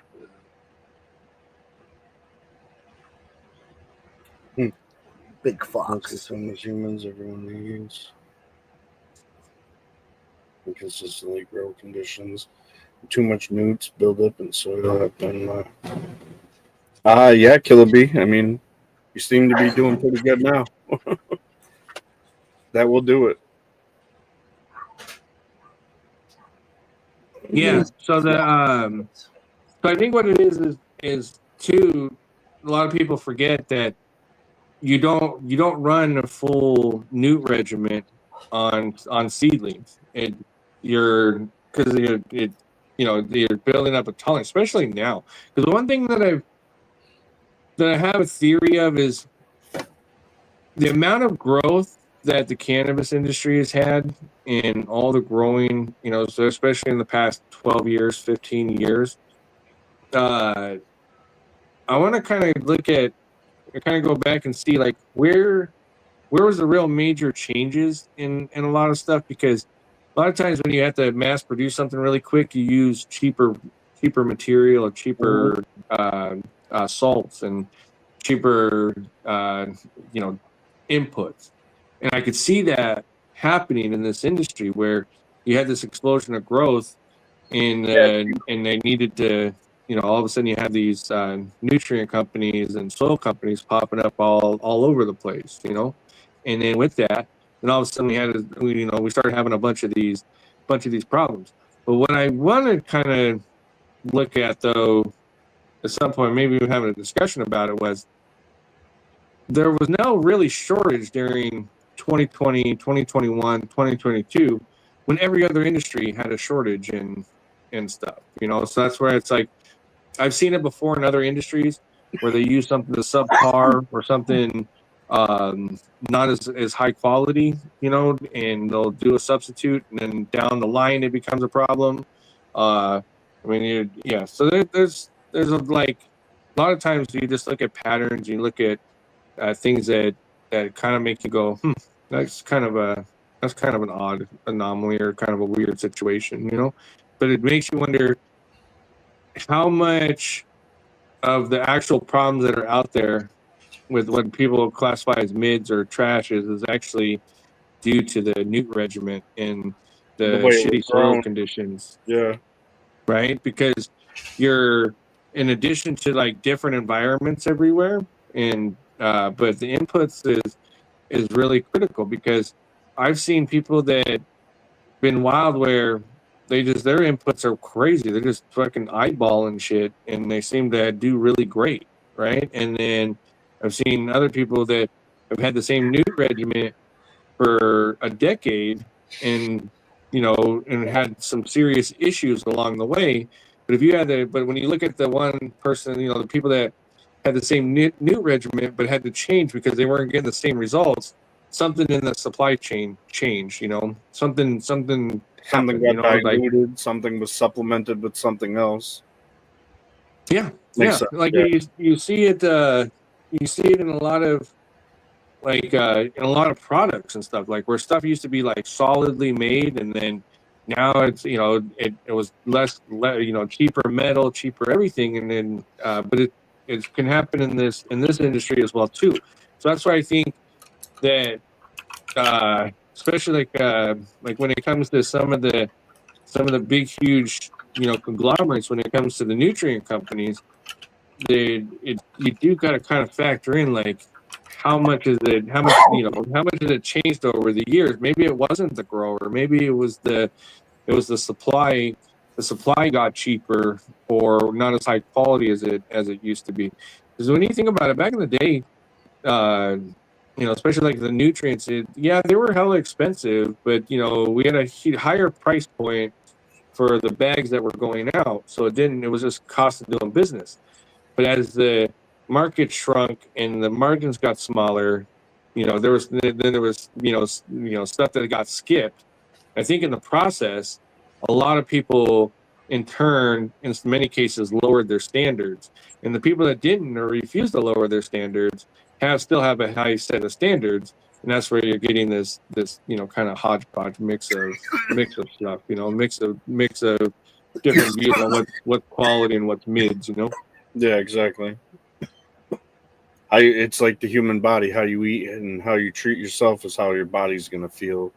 Same thing with the plants. How you treat them, how you feed them. And like you said, if things are getting supplemented and resupplied with different nutrients, you know, like the mix. I can tell you I used Fox Farm forever. And then up to like, I want to say it was like when I switched about 4 or 5 years ago. So 2 years before that, it got really different because it wasn't the same. I knew I had to dilute it. I knew I had to do this so it didn't come out dirty. You know, it didn't look all fucked up and crazy looking. And then all of a sudden, the nutrients just changed completely because my plants hated them. They started to hate them. Yeah, well, the other thing too is the smells have changed quite a bit from the nutrients, right? Like, especially like when you got into like the kelp and all that, you could tell because kelp is a great source of nitrogen. And I don't know what different qualities of kelp is out there, but you could tell some of the brands had a different change. Also too, embargoes and tariffs and all that have a big factor in all this. And I know in one particular industry, I know that they were getting it's an element called rosin, not in this sense with cannabis, but they make a lot of paint and they make a lot of stuff out of this. And there's one particular part of the world where the certain type or certain molecular makeup of it comes from. But when that country was war torn and you couldn't get it, you could see across industry wide some of the paints and all the stuff went to shit because they could no longer source the good shit. So they had to use substitutes and alternatives. It smelled different, it worked differently, and all that. Even though it's the same element, but that was on the different part of the world. But it was that there's like the little things. Like little things always tend to add up. Now this plant is, in a sense, is kind of it kind of codes in its DNA the environment, the newt regiments, and all that. So you could see over time, especially plants that were, that had 10, 20, 30 years of being out in the world, getting cloned and shared and all that you could see those not performing and then people killing them off because they're not performing and losing that genetic. And that's where we're now talking about you remember when. And instead of, and that's, I don't know if we're going to have those kind of the same conversations in 10 years, 15 years from now. But what I'm afraid that could happen is cannabis turns into corn or turns into apples, right? Like there's all this rage about, the university, Washington State University developing these new apples and shit. There was a time where there was hundreds of varieties of apples, there was hundreds of varieties of corn. And now we're left with just a couple of simple things that's all GMO'd and everything else. And if, there's a good possibility that if we're not paying attention, the same thing can happen to the cannabis industry, right? So therefore, we might end up with, flower A and flower B, and then, pretty much, or it'll just be flower and CBD, something like that. Well, I would say is also take a look at what's going on in Florida with that whole group of people. So they monopolize Florida. They have a grip on it. And they were like, hey, this hemp thing's kind of taking a little bit from what we feel is our money. So what do? This group that monopolized Florida is now trying to go after the hemp side of stuff and use their, legislators that they, and their influence to curb an industry because they feel like it's a competition to them, right? And that's where I think that you got to really pay attention to this because, like, especially like home growers and people that are gonna grow and medicate themselves and all that. It's not a matter of if; it's a matter of when they come for you and say, "Hey, you're hitting us. You're taking away from our revenue, and our shareholders need. We got a responsibility to our shareholders, and fuck your home grow and fuck your self medication. You need to come into this shitty ass dispensary, and we're gonna serve you. You don't ask no questions." And that's basically the mentality of an MSO in these pockets where they're trying to monopolize. Like Florida, there's a group of people that say, "Hey, fuck you. We ain't letting you grow at home. We're gonna our shit ain't gonna pass testing. Who cares? Fuck you." And it's the same people selling you want to try to grow at home? Dude, we're gonna make it next to impossible and scare the shit out of you and all that. And that's the way corporate America works, is to crush and monopolize. And that's where you got to really, as a group, as a community, we got to start paying attention because, they by the time they show up to take out the home growers, they could be too fucking strong that you're not going to even be able to stop them, And you see it every day. Look at look at our politicians. Like, look at Robert Kennedy goes in, gets head of the HHS, and talks all this big game, and gets in there and then cowers down like a little bitch, right? Right? You got Tulsi Gabbard, right? She's talking this big game, saying, "Hey, no more wars, and we don't want to do none of this shit." Gets in there, cowers down, right? Straight bitch move, right? Like for instance, they, like you had, Trump got elected on no more wars, no more doing this dumb shit. And what's the first thing they do? They're like, get into a fucking thread of, on Signal, start talking about bombing Yemen, where nobody can even, like, half the majority of the country can't even fucking He find didn't say Yemen no on the more map. wars. He said no more of that war. What's that? He didn't say no more wars. He said no more of that. And then these fuckers. No. Well, I mean, what wars are you talking about? But my point is, get in-house going right now. Let's go. But my point that I'm trying to make though is you can't even people that are in power, that can have influence and can do something, go in to get into office and they fucking sit on their hands, right? And it's like, what are you doing? Like, why? What? Like, I just see them in a room catching bubbles, right? And I don't know if anybody that knows what catching bubbles is, that means that you're sitting there being silent, So you have all these assholes sitting there catching bubbles and just not doing, like, you want to poke them with a stick, like, fucking do something, right? You could change this. Like, for instance, we could have a really great industry in the hemp and cannabis industry if it wasn't for a big pharmaceutical industry and this growing MSO that wants to control and rule this plant. Does it start with a T? Huh? Does it start with a T? What? What you're talking about, a T? The MSO? No, there's fucking 10 of them, 15 of them. Like, I was looking at. Oh, okay, I thought you were talking about a specific one. Oh, no. I was looking at the stock history of what is it? There's 4 or 5 that get all the notoriety in there. Yeah. And when you look at their stock and where it's going, and a lot of them are just tanking, that means that there's virtually no movement. And you when you start seeing people buying large amount of shares, or you start a lot of movement, something major is coming. So that's why I'm just saying, the people that like Chatabara and all these fucking people that could make a difference are just sitting on their hands trying to catch bubbles. It's a waste of fucking space, And it's, I going into it, I had some high hope.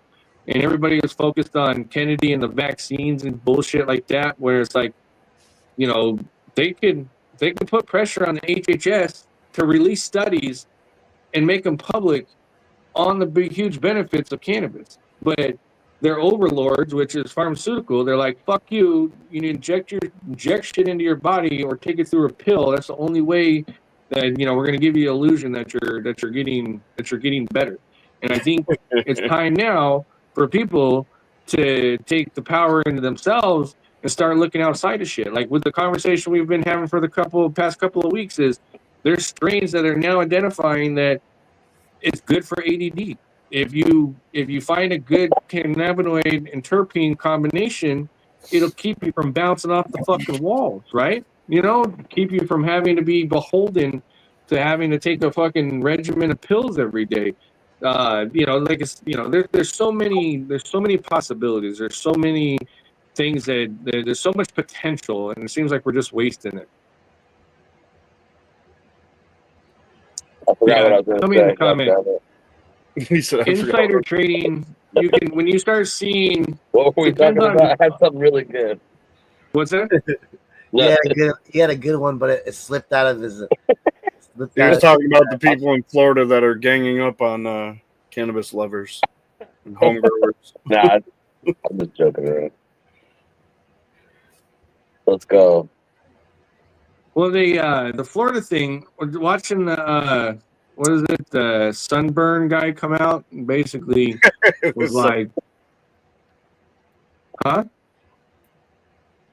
We're laughing. What He company said was it? sunburn guy. Does he have a sunburn? Or is that the Isn't that name, of the company? Fuck, I don't know. Is that the name of the company? The guy that was out there rambling, talking shit, I think it's called Sunburn. So he's not sunburned. They're called sunburn. Yeah, the company's called Sun something, whatever. Anyway, he was in an interview, and he was just like, "Fuck you, peasants! We're taking this bitch over. We own the politicians, you know." Yeah, the people that be following like the ganja leaks and Florida Tree News and all that, they stay right on top of this shit. They're a great source of information. But yeah, if you go to Ganja Leaks, I don't know if you can play the video, but you listen to this video, it'll piss you off. Might be able to put that up.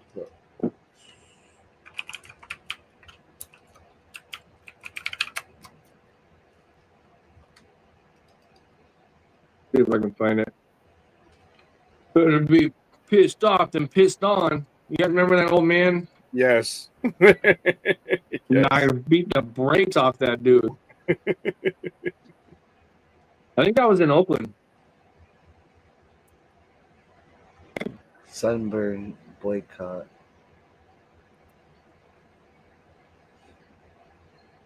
This one's from last year. Yeah, there's like a post from that was on Ganja Leaks, and then I think Florida Trees News, but I think Ganja Leaks had a clip of it. But yeah, they're pretty brazen, and that's where they want to go after Deleting consumer reports. What's that? It said they have one on YouTube. It says Florida man exposes Florida government deleting consumer reports. No, let's see if I can. I think that's. Is that the name of the company, right?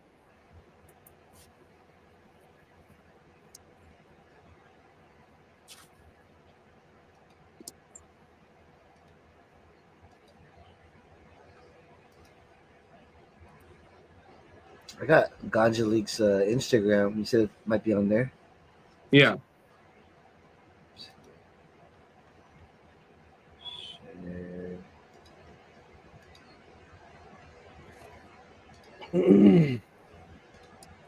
Yeah, I saw the clips.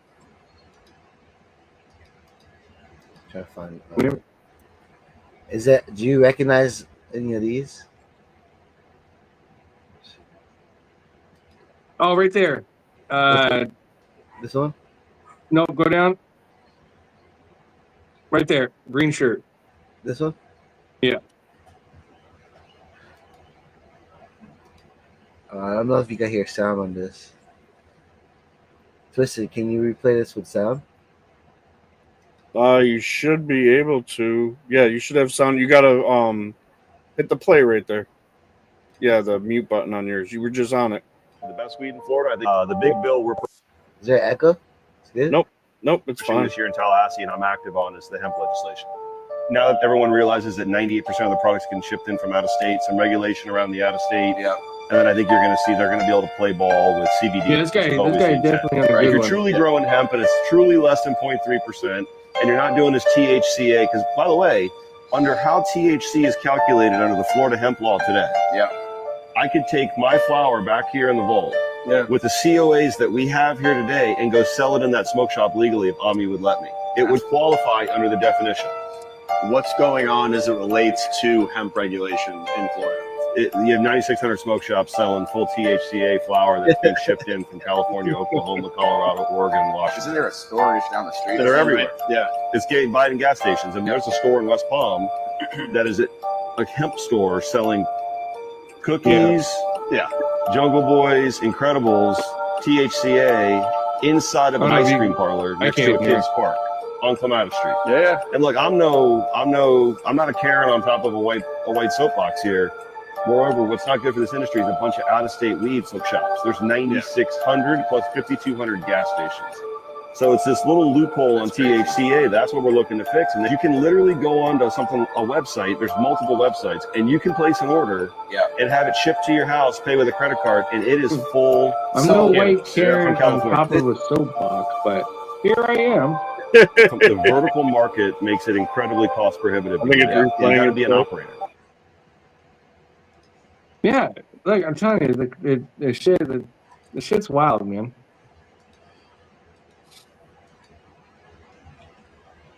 That's crazy.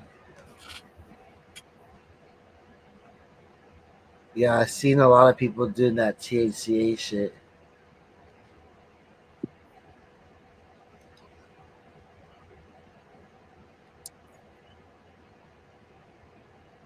Yeah, well, it's oh,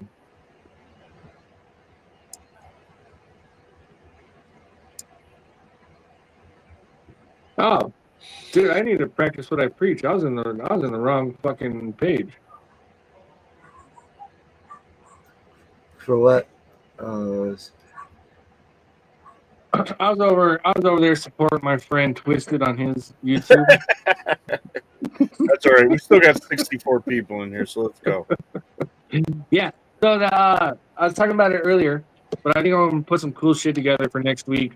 I do want to dig into a couple of these topics in depth next week too, if you guys are interested. I want to talk about they got a little bit of studies on MS and terpenes and cannabinoids. I want to talk a little bit about some of the work that they've done with the fibromyalgia, because there's no really anything on the market for that. And then in the meantime, I want to kind of get a consensus from some people, like what some of the shit they're dealing with and what they use to that they feel that's helped them, right?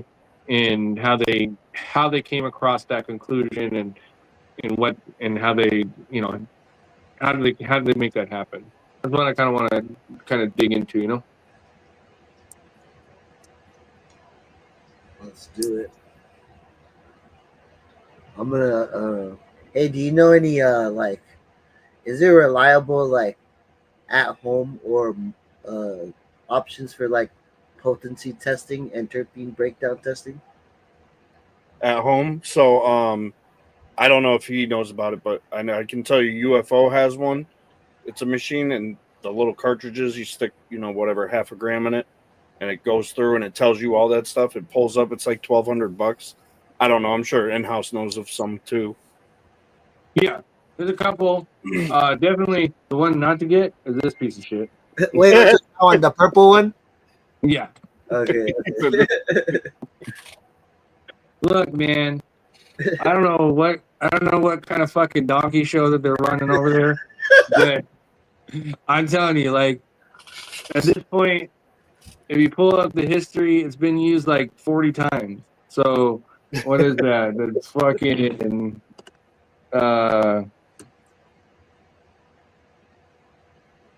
yeah. Anyway, they're fucking. It's wild, man. Well, tune in, Jane Doe. He's going to talk a little more about that next week as well. Yeah, because if What? I could score a mobile one, and I pull up on people's in the major cities, they can come get their stuff tested. Yeah, the one that he has, like I said, it's pretty accurate because we've checked it with a few things, and the most expensive part about it is getting those cartridges, man. They're not cheap. Yeah. Well, that's how they get you. They get you with the machine, but the cartridges and all the extra shit that's around it. I mean, the thing is when it works, it's awesome. But the problem is when I don't need it, it works. But when I do need it, it doesn't work. Kind of the opposite. So I gotta now probably like I don't need this to work, even though I do. I don't need this to work, and as soon as I hook it up tonight, it'll work. Jane Doe.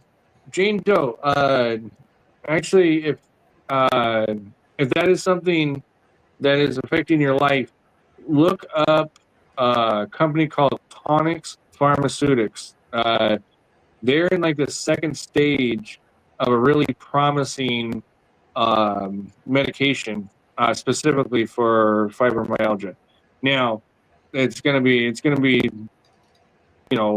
probably a year or two before something hits the market. But if you look them up and keep track of their progress, you might it might be something that you might be able to benefit in the long run. Now, thing with fibromyalgia though is you got to dig into the roots of everything, but in a lot of the stuff you got to kind of dig into it and get people's feedback, because a lot of people out there they've kind of found a solution, or they found something that works for them, and I'm truly actually genuinely interested in finding out what helps them and what's really good for them, because like I said last week, I want to start digging in and breaking down terpene profiles, cannabinoid profiles, and as an example, you can get a consensus on what works and what doesn't work by getting feedback in real time from people that are doing the thing. And I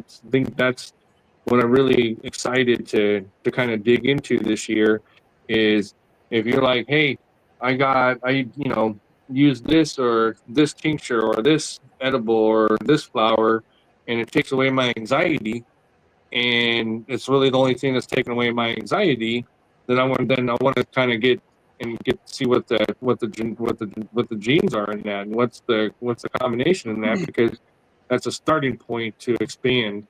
Like somebody last week, I think it might have been Ritter, somebody mentioned that Blue Dream helped them. So when you start looking into the profiles of Blue Dream, there's a lot of great shit there, and Blue Dream gets discounted, but it's a great overall quality plant. But the stigma behind it only gets discounted because it got blown up, because it's so easy to grow and it yields twice as much as everything at the time, and that the terpene, whatever cut they saved, the terp was like a little bit. It just became, it's a strong terp, and it just became undesirable because it got blown up out here, and it was outdoor grown and by certain people out here that were grown in not the best conditions, and it was just shipped everywhere, and it was just blown the fuck up really quick, real easy to get, and it became undesirable, and that's why it became undesirable, not because it's one of the best yielding, easiest to grow, biggest plants. It was everywhere out here. That's for sure, for a long time. But you can't take away because it got overplayed. You know what I'm saying, right? Yeah, we see that all the time. We see like all the best. Shit gets played out, but the situation is a really good, cool situation. It's just the fanfare and all that is over, and it's just like, it's always easy to pick on the redheaded stepchild. It's just the way it is. It's the way it goes. He said it's always sage and sour helps with inflammation. In Crazy Eight's opinion, see, that's a great opinion because it makes sense, right? Now, the expanding on stuff like that, because here's the cool part: is a lot of this stuff you could just try it out, see if it works, right? If it works, fuck, win-win. If it doesn't, no harm, no foul.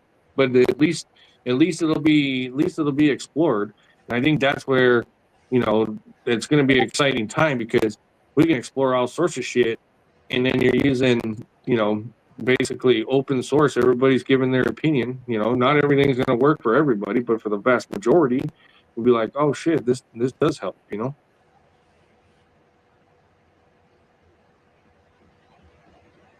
This guy says sage and sour helps with inflammation. Yeah, that's what he was just saying. Yeah, and then same with like on the tinctures and a lot of this stuff, like the medical grade DSMO works really great on the penetration, getting the penetration through the skin barrier for a lot of these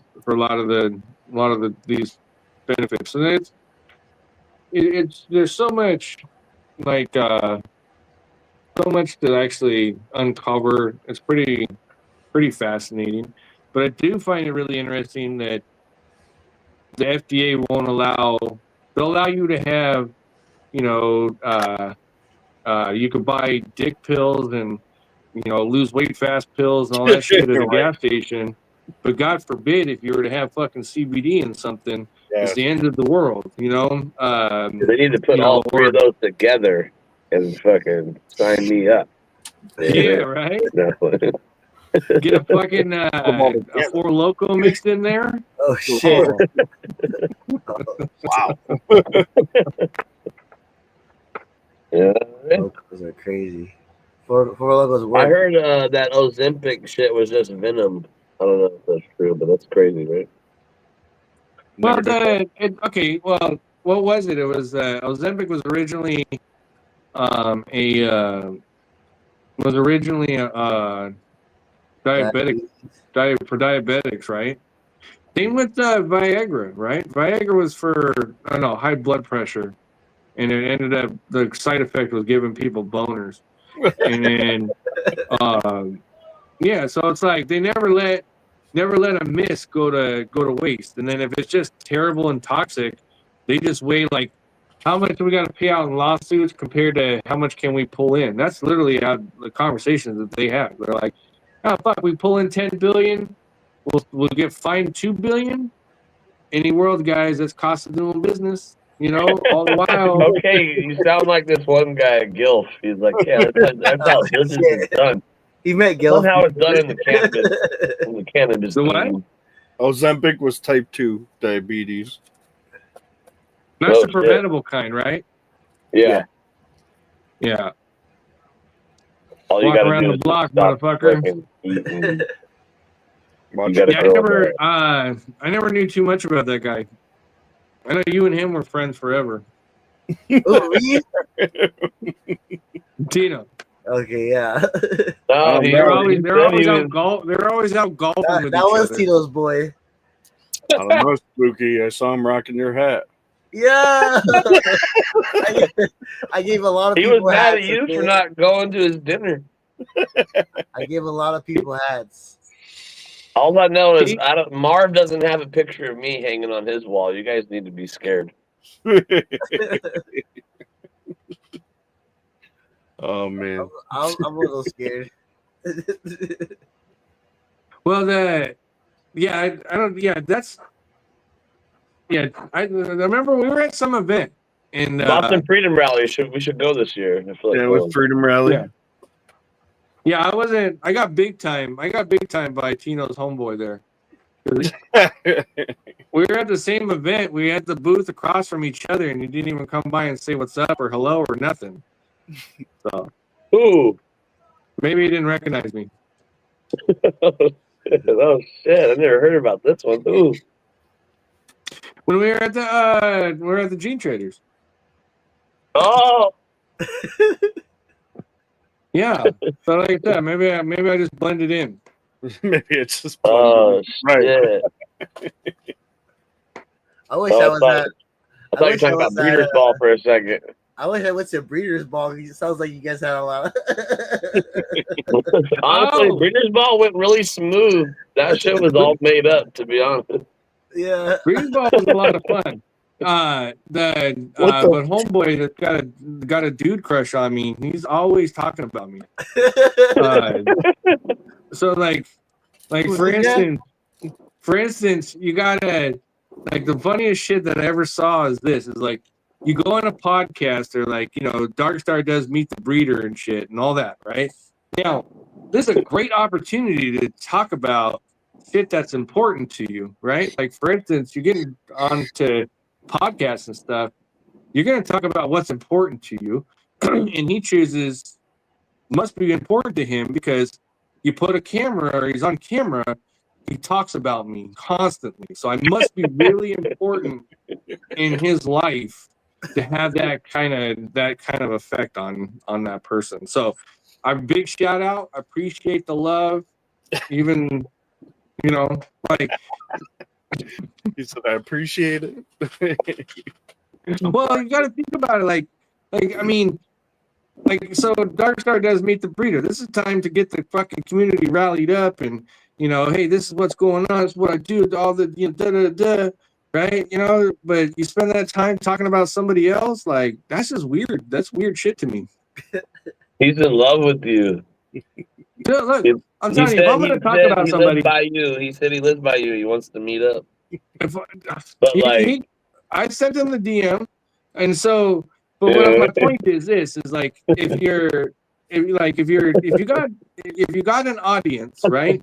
Take that time and educate them and get them pumped up and get them rallied up. That's why, like, if you put me on a Meet the Breeder, you put me on podcasts or something like that, I'm talking about people out there that are doing shit, have an impact. You think I'm going to spend time to sit there and talk about somebody else, and what they're fucking doing?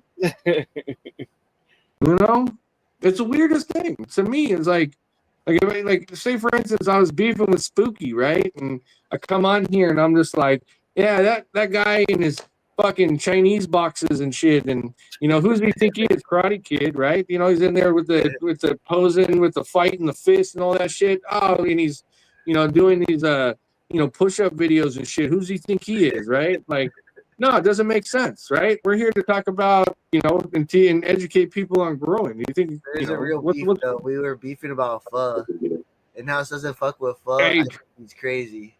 Look, we do have a beef. Spooky is team pho or pho. I'm anti-pho. All I think is like you're going in buying hot water. You're going in buying hot water, and they're making you boil your food. No, that's not it's fun. It's raw for one. This is just like you say, NASCAR's not a sport. He thinks it's shabu NASCAR's not a sport. Calm down. But it's delicious. You just don't know how to fucking make it all. It's not as good unless I go with my homie. You know, you gotta know what to put in the motherfucker.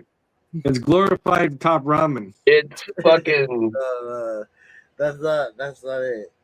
I'll take you. Nah, bro. It's broth with delicious ass shit in there. Some homemade pho. You gotta put the shit in it. Put a little bit. Well, of when we're all in the same place, we'll go. They put a little bit of everything. Maybe a lot of this one, a little bit of that one. I don't know. We'll go take a second look.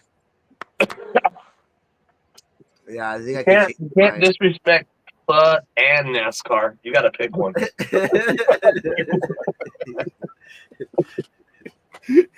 Dale Earnhardt is a legend. All right, and I will not stand for anybody to talk about the Intimidator this way. No, it's fine. Yeah, right. But my point to the whole story is this: if you got going on some shit and people want to spotlight you, handle your shit, talk about what's important to you, and rock that shit. Don't get caught up in the semantics and fucking want to take somebody else down because you ran out of shit to talk about. I mean, basically, I think that's what happened. Is just ran out of shit to talk about, and then was like, oh, fuck that Brandon from in-house. Right? Yo, the story that he made up about fucking Breeder's Ball is the craziest shit I ever. The guy's like, he's like Marv. Like, he literally was like Marv and him could fucking. No offense, Marv. You're better grower than he is. I think it's important. I think it's important to develop a friendship and have a friend, or just kind of something to bounce off of somebody. Like, for them to call you and be like, that's kind of stupid. But nobody's stopping him is what you're saying. No, look. You have a choice. You guys don't call me and tell me stuff when I go live. Say dumb shit. What are you talking about? He's like, I call you all the time now. No, I just call to keep it going because if you fall asleep, you got people to entertain. No, but real deal though. Like I said, I guess just people. Some people should just be better, is what they should be. Just do better, yeah. Oh, man. What's bun? Now you got my brain going. Bun. All I know is if I was Spliff and I was back in 2011 and hooked up with the people he was hooked up with, I'm just saying I'd probably be doing a little bit better than what the fuck he's fucking doing right now. I don't know what fucking idiot. I don't know what the fuck he's doing. Anyways. Like In-House said, that sense of balance that he was having in that one in particular live kind of explains who he is as a person. I would have did a little bit more with that. Yeah, you know the way that he looked at you guys and he could see your energy levels. Like he Well, no, the thing is it could be something where you notice like when shit's down and all that, you're gonna look for. I mean, if it's a marketing campaign, great. Fuck, give me a heads up. I'll even chip in and help you out. Right? I'll buy a pack or two. But give me a heads up. No, like I said, I don't. He said, "I'll buy a pack or two." No, that's real shit, though. Yeah, you want to talk shit about me, whatever. Just I'll go along with it. I can't lie. You, motherfucker. That's a funny story right there. Rest in peace, Aaron Carter. He was not a good grower, though. I don't want to. I'm not gonna lie for the dead. Oh my god! I got screenshots of in-house fucking going in. That was one of the most. I think we really missed the. I think Tino really missed the boat on that one. Do you know why? Think about it. Tino missed the boat because Carter could have been Marv. I hit him up. Yeah, I hit him up a bunch. He wouldn't reply. He thought I was like trying to kill him or something. He was mad all weird. You had more viewers in his live than he did. That's what it is. Yeah, but think about it. Like you really missed it. Aaron Carter could have but unfortunately, he went and so he passed away. So Marv filled that gap. Was like, oh my god. No, but Marv can grow well. His plants look fucked. He was throwing fucking leaves out the window, and he had one plant that was like 8 months veg. It was just all stick and just one little leaf. I got a picture of him like looking at it all like this. Like all fucking. Imagine the plant's energy that's in Marv's place right now. They're probably just as crazy. They're like. That's why it came out so good. They're feeding off of Marv's energy. Telling me.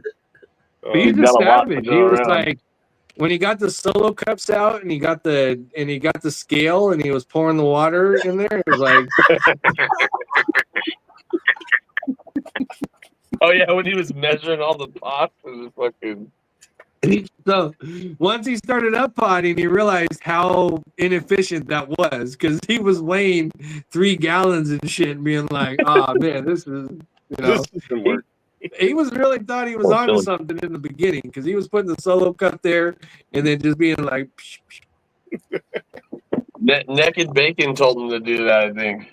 But like he was saying, you weigh the pot. Naked Bacon. Yeah. He's in the house right now. What's up, Naked Bacon? Hey, honestly, that was like for marketing, right? And to get the most views. Yep. He did it. What could you do to get the most views the quickest way? It's almost like selling your soul, though. That's the A++++. He sold his soul. That's what I'm talking about. See, look at that's what I'm talking about. To my point earlier, right? If you got an audience, you can capture an audience. That's what we're doing. Run with that shit. What Canadian Bacon did. We need another one. We need an update. Well, what he did the other day. I want to see a little butt crack in this one. No. Hey, what he did the other day had the social media on fire. So it was effective. It was great. I mean, he's dealing with the aftermath of it because they keep fucking cutting his accounts down. Yeah, they're reporting him and shit. A fucking marketing genius right there. Yeah, because they like that's what I'm talking about. You get that's the shit that be crazy, be outlandish. I'm just saying, you got the most comments, the most views. That's what you're going for. It was good. It was he's got my poster in the back. I like that a lot. You know what I mean? That was awesome. Yeah. I see this logo before. Like well, that's the thing is that was genius. Everybody, even everybody forgot about Tino for a couple days there. Right? Like I felt like a little bit of peace. All my accounts were banned. I couldn't go live. Nobody was messaging me. They're all talking about bacon. I was like, this is nice. This is nice. Bacon had that shit on fire for a few days. Look, we're talking about it. It's been a fucking 10 days ago. You guys should share the chat and have. But good on him. You guys want to come in? I think if I recall, it was he was promoting a nutrient company, right? Yeah. Yep. Yeah. Was not Yeah, enough. I think it was like organic nutrients or something. So it was like all green or green growers like that. Yeah. Green something. Bacon. I guess it wasn't that good. I couldn't put the remember link the for him name. to come in if he wants to come in. No, good for him, man. It's cool to see. It's cool to see people fucking winning. He's definitely chalked up the fucking scoreboard on that 7 one. hours ago, he posted up a video of him getting a nice box of nutrients over there. So, she's loaded. Yeah. Oh, get it, Bacon. Well, the company even reposted it. They got like, I want to say 60,000 followers. They put it on their story. It was, yeah. I was like, damn, you got on the story. That's what's up. Let's go. Hey, I got a dip, but it's been real. All right. I think that we need to get him a costume. All right, Spooky. Later, Spooky. I got you guys later. Oh, I can't hear him. Peace out. Running. Spooky man. Spooky's out. See you, Spooky. Yeah, I think we should get him a costume to promote what we're doing. Let's go. Hell yeah. Who? Bacon? Yeah. We're just gonna get him one single bacon slice. You know what I mean? It's like hella big, like 6 foot, 7 foot tall or some shit. Super bold. Good for him. You know, that's awesome to see people get recognition for doing wild shit. There you go. $25, Walmart. What, a piece of bacon?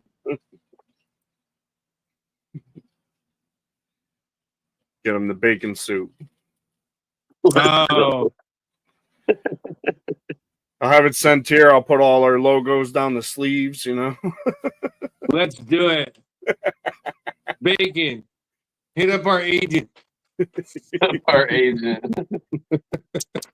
Get this done. We'll bring you live next week. You could show us the grow and in the bacon suit. All right. You gonna run a giveaway? Yeah. We got 71 entries on there. If you haven't gotten on here yet, get it on. So I'll do a 12-pack of candy and a clone. So they get first come, first serve, so they get to pick. First person gets to pick. Yeah, so if the first person takes the candy, then the other person will get the clone. If the other person takes the clone, then they'll get the candy. Let's go. I could do a gas cap. At the end. And both of them, I'll throw in something cool.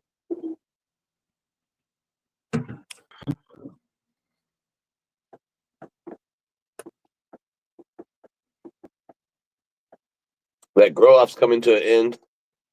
So, guys, get in the next one. If you don't know about it, just DM me or whatever. Hit somebody up. Figure it out. But grow off. Let's go. You guys got to get in the grow off. Gets you in the chat. I'm building a huge grow chat. Just growing, no drama, nothing like that. You get kicked right out. But it's just a lot of picture, a lot of education, a lot of just everybody together, and it's going to have all these grow offs in there. And that's how you get in, is by getting the grow off. And you could also win some prizes and stuff at the end. Plus, getting to grow along with just other people. And you're growing some fire. 20 people. I'm like 10 or 12 people right now. So we got like 8 more slots. A couple weeks before it starts. If anybody wants to get in, just let me know. It's only $40. That gets you $20 for the pack and $20 for entry fee. And yeah, like I said, there's going to be prizes like most improved is a prize. So like a newer grower or somebody that has obviously improved. You know what I mean? taking advantage of the chat, you know, something like that. Somebody wins that, and then there's a Doug Pelletier, he's asking any outdoor grow offs. You can do that outdoor. Yeah, no, we're doing an outdoor grow off. I'm gonna do that right after this one. It's gonna be about a month. It's gonna be about a month after this one. And it'd be in May. Good time to start, especially for out This is here. gonna be the first week of April. We're gonna do the outdoor one first week of May. So I'm just trying to focus on the one because it's coming up, and then we're gonna do the outdoor one next. So you'll have about 4 weeks. I Maker R2 this round. Is that what it? Someone just Yeah, asked? the Pie Maker R2, looking for like a chocolatey, danky, gassier pheno. I'm really looking for chocolatier stuff because there's a GG4 in there. Then the R2 is, I reversed it back to itself, and then it opened it up, and I found a lot of kind of chocolatier stuff in here. So that's kind of what I'm looking for. If anybody sends a cut back or anything like that too, I grew them out a long time ago. I want to say like a year or two ago, and I got the burnt Tootsie Roll terps on one of mine. Right, that's what I've gotten to. It's like a Tootsie Roll, chocolate Tootsie Roll. Even when I mix it with the strawberry, it's like a strawberry Tootsie Pop, like a Tootsie Roll Tootsie Pop strawberry. Like, I don't know. So yeah, I'm definitely like looking for that and the way the plants grow and everything, it's really unique. And I think it's something I can't remake. I don't have these plants anymore, and very few seeds. And I just thought it would be cool to get everybody to grow them and maybe possibly get a cutback or just to see all the different phenos. And that's what does it for me. And get everybody into the grow. Yeah, I was going to say, you also do, if people send you back samples and a clone or whatever, you also have extra things that you hook them up with as well. Yeah, no, definitely. But it's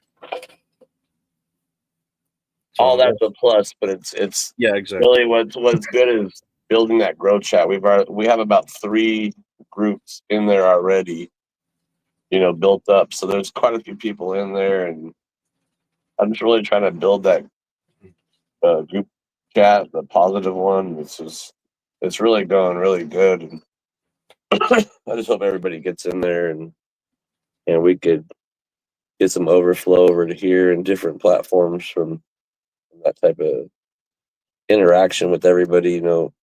Everybody growing the same thing at the same time and giving people advice. It's really gone really well. Yeah, that's always cool when you got that there. I'm part of a couple of group chats, couple of homegrown group chats. I think there's one that's got about 45 people in it, and then another one's got like 25. Anyway, every day they're posting fucking fire. Yeah, and it's nice to see all the pictures of the same stuff that everybody has all the same packs. So they're just like, oh shit, it's nice to see people posting all the same shit, even different stuff, but around the same type of stuff. Like right now I did the peach crack with the BMG, so there's everybody's doing a different BMG 3 cross, but a lot of them all have the same BMG cross. The other person's growing, so they get to see it along with growing it, and then they're all growing the same peach crack and getting to see the different phenos and the way different people growing and different results. And there's a lot of, it's just good to have all that different information, education, and be able to ask. I go in there, sometimes they're asking questions and answering them, and I'm not even there. Everybody's in there is just taking care of it. So it's like really cool. Well, it's also pretty cool because like on those chats, you're in there and you're a part of the chat, but it's also you're seeing the correspondence between the people too. That like as soon as somebody posts something or asks a question, there's 3, 4, or 5 people, boom, with an answer. Or you guys seen this before or seen that? And yeah, it's basically the old school forum days. You know what I mean? Yeah. Without the one guy that knows everything. Remember that? Ah, yeah, fucking trash. No, all those other guys are bullshit. You know, this is what you need to do. Like, okay. I Tino's, missed the forum days. I didn't know how to. Like, I'm too retarded to fucking. it's a I good was size like, I cat. just came up from not knowing nobody or nothing, just learning how to Yeah, grow my own. it's just the evolution. But I mean, there was some great there's some great threads for sure. And then, but you always have a handful of people that everything you do just sucks. So you know you're doing it the wrong way, and you're not doing it the right way. And then you do it their way, you did it wrong. You know. So Yeah. Well, you weren't listening. yeah. you don't read or listen so good, do you, boy? You got about 50 people in that the Peach Crack chat, Tino. So that's surprisingly going pretty good in there. Yeah, no, there's 50 people in there now. We're about to add another 20 people. Okay, and then we're gonna do in another month. We're gonna do the outdoor. I'm gonna try to add another 20 people, or I'm gonna try to get it up to over 100 people before the middle of the summer, start of the summer, and then we're just gonna keep going from there. And then yeah, what? I think what we should do actually, we should do something cool. Let's put a pool together, and whoever can get a seat in the most creative space, right? At the end of and whoever can get it in the most creative space, long as and almost see if they can get it to flower, even harvest, and then let's expand on that a little bit. I think that'd be pretty fun. Oh, like. But okay, do we have to germinate it there, or can we germinate it at our house and then plant it somewhere? No, so you can drop a seed somewhere, or you can drop a clone somewhere, right? Okay, and then just you want like so we could do it like the city hall right in the front. You could grow do this big ass plant, take a picture of it flowering, and then we'll You can do it anywhere you want, right? That'd be dope.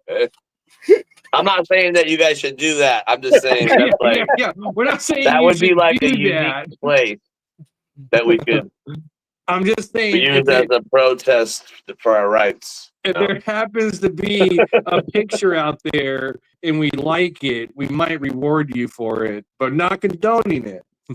Right. We might enjoy it though. All right. So Yeah, I got a few ideas. The best is putting them in HOAs, right? Because they freak the fuck out. I'm just gonna take one of these big bags of seeds I got and just go sprinkle it all the way down the freeway. We need to get a dropper for your drone. Oh yeah, seed dropper for the drone. We need to get a dropper for it and just. I wanted to do that with the bigger drone that I have with the seed box or the pizza box. Yep. And then have it somehow to where it would like pick out a fucking pack with the. Okay, remember the old school army men with the parachutes? Yep. Like have him like holding the pack of seeds, and then I wanted to go to other people's drops, and like the line that's outside, right? This is what I mean. Don't quote me. You know what I mean? No, I'm gonna like fly over their line and just like drop free seeds to everybody and then fly away. But yeah, actually, you could do is just put a pack on a string on a drone and then just drop down onto people and see if they grab it. oh yeah, that'd be good content. But if they pull it, then it's gonna fall down. You have to have like a rubber band or something on it where they can't like something with an easy snap away on it. Yeah. It'll pull right off. Yeah, okay, that'd be dope. Yeah, have them grab it and then go back and get another one. Get a magnetic snap away or something stupid. I wanted to have the pizza box up underneath like the plane like this. Oh, here, let me show you guys in case you can't see me. Like this, pizza box, and then have it like just fucking kicking out packs out the back. Out packs. Kicking out slices from that pizza box. Shooting. The Red Baron. Oh, another thing you can do too is get a slingshot, and then the little army guys with the pack, and then just slingshot that, and then it'll parachute down.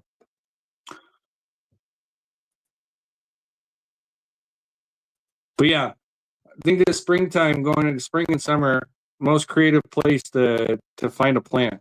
That's another thing you praise it. Where did you see a particular plant growing where you wouldn't expect it? Yeah. I was on a job site one time and I parked. I came out and there was a full plant just maybe 3 weeks into flower. It was like this big, just growing right out of the ground. I was like, how did this get here? Yeah. Somebody must have been smoking out there with some seeds and throwing the seeds on the ground. It just started growing because it was like a freshly graded. You know what I mean? It couldn't have been more than a couple months old. This little perfect little plant, and I tried to dig it up and save it and everything, but I couldn't. But yeah, that was probably the craziest one I ever seen. What are those mushrooms called? They're like the white and red ones. They're big. They're like imperial mushrooms or whatever they're called. I don't know what they're called. Anyway, I got out of Home Depot in Eugene, Oregon, and it was a fucking big ass one in the little planter strip there in the parking lot. I don't know if it was fucking poisonous or not, but anyway, yeah.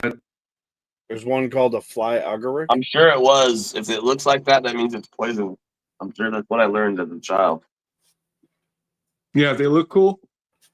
If they look cool, yeah, those will get you.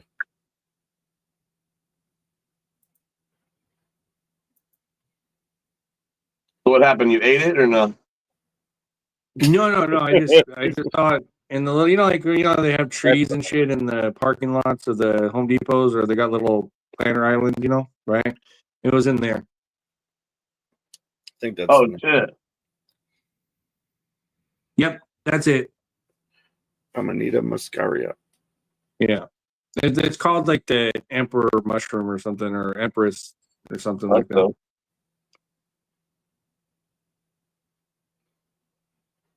Yeah, that's a straight up Mario Brothers mushroom right there. Yeah, I think it'd be fun. I mean, the people out there are pretty fucking creative.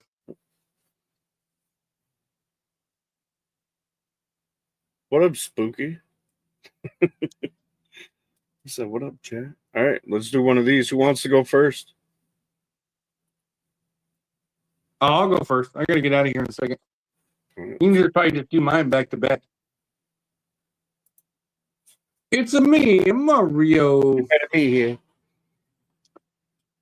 It's me, Mario. Trudeau. Rigged.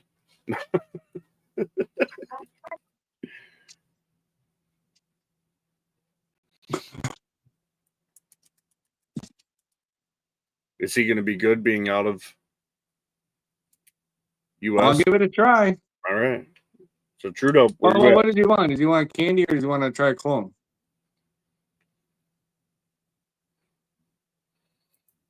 Is he even in here? We shall see. 69 people still watching. So. Well, no. If he was able to hashtag and all that, he's a winner. But I was just seeing if he's still in here. Trudeau. Yeah, you can run the second one, and then Trudeau will tell us which one he wants.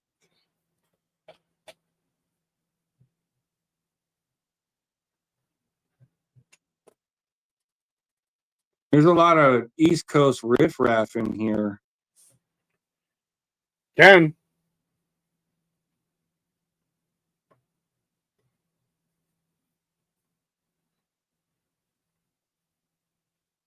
Ken John Stone.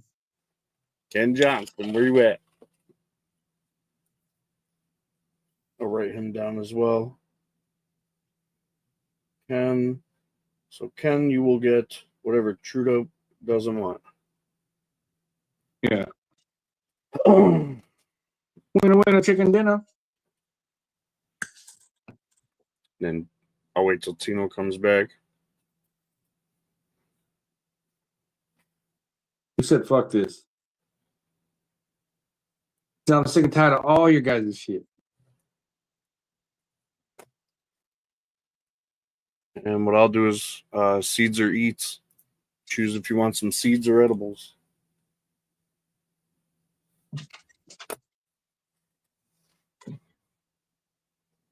This one will be for candy. Cage Will. That was Ken Johnston. Got that one. All right. So Cage Will, I'm gonna write her down. KJ Williams. I'm here. I just had the volume down. Yeah, he said, you see, either Trudeau guy's sick and tired of hearing this shit.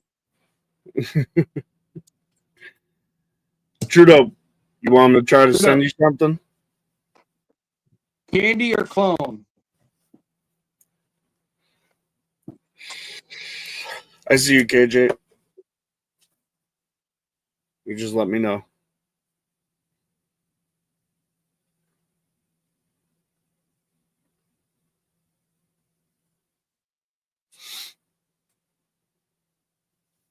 Actually, Trudeau guy, what I can do is I'll send, since he's in Canada, I'll just send him some beans, right?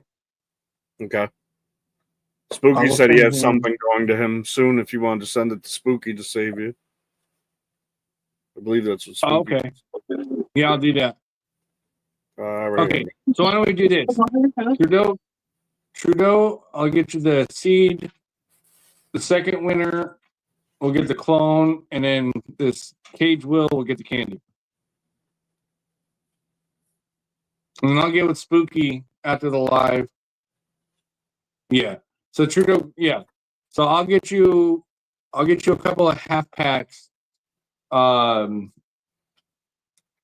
get you 2 half packs, and then clone for the second winner, and then this Cage Will, I'll get you candy, and I'll throw in some of the One World stuff in there.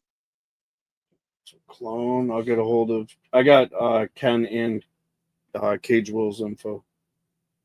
Yeah, and then Trudeau, when you come into Washington, what part of Washington are you coming into? Hit me up.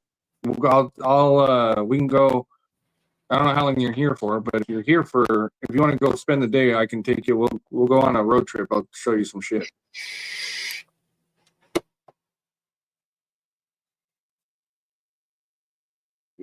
And I'm sure he'll have some candy then, Trudeau. We could try it then with him.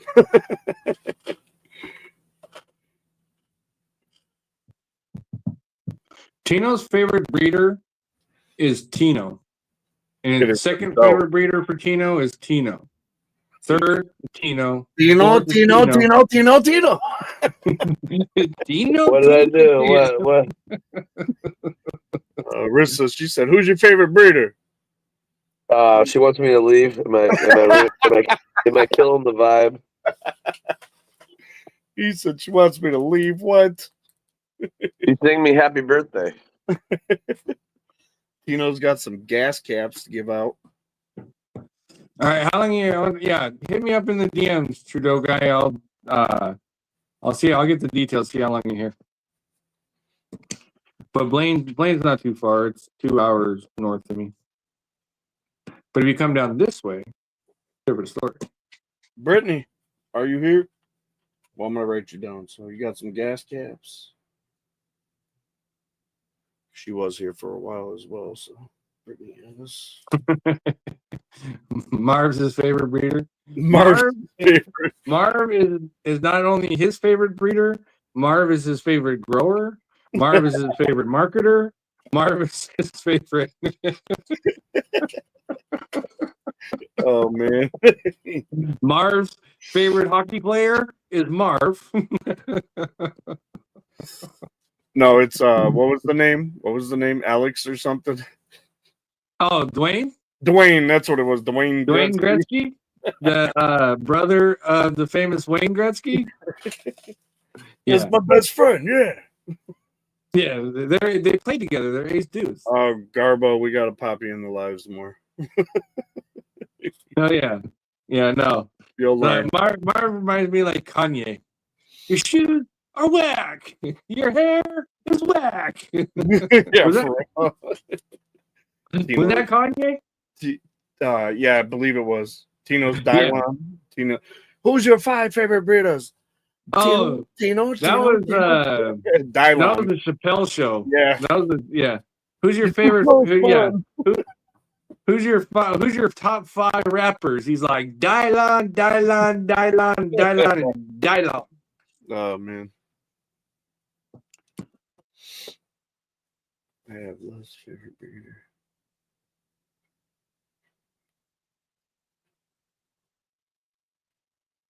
Hagen Doggy. I think I got a message from him today. I think his clone arrived. Awesome. Heck yeah. Yeah, those tubes work awesome.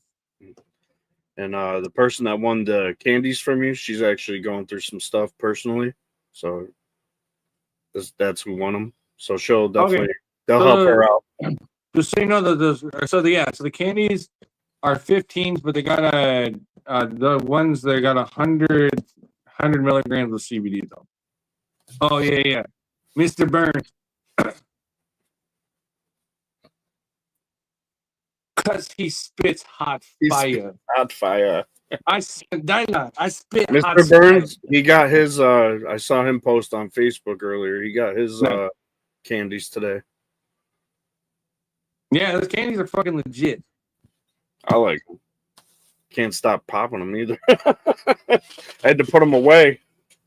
Yeah, I'll send you some straight CBD ones too.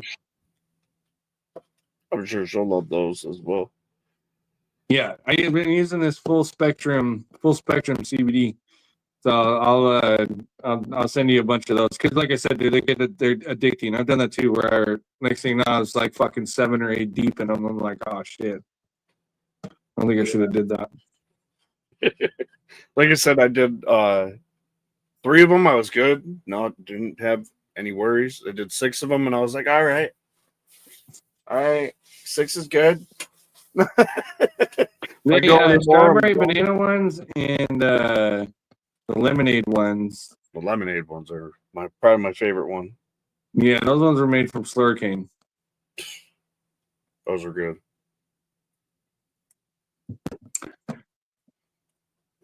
So Britt's got to get a hold of Tino. All right, I think we'll call it a night. And remember, everybody, tune in next week. He's got some topics he's going to be bringing up as well. And actually, yeah. Before we go, if you got people that are medicating themselves or like they got some input on what's helping them and all that, encourage them to tap into the show because we'll start off with it and 100%. Encourage them to tap in and either just get in the comment section and just give a quick description on what strain that they find that helped them the most, and we'll take a consensus and take some notes and start looking deeper into it and see why that is a possibility on doing that. 100%. Bring them in. If you know people, I mean, even if you can just get some info from them and you're here, Yeah. I know a lot of people, they don't tune in, but they know people that could use the benefit of everything, Yeah, I'm genuinely curious of hearing the stories and the information from people. So, but yeah, we're out of here. All right, everybody.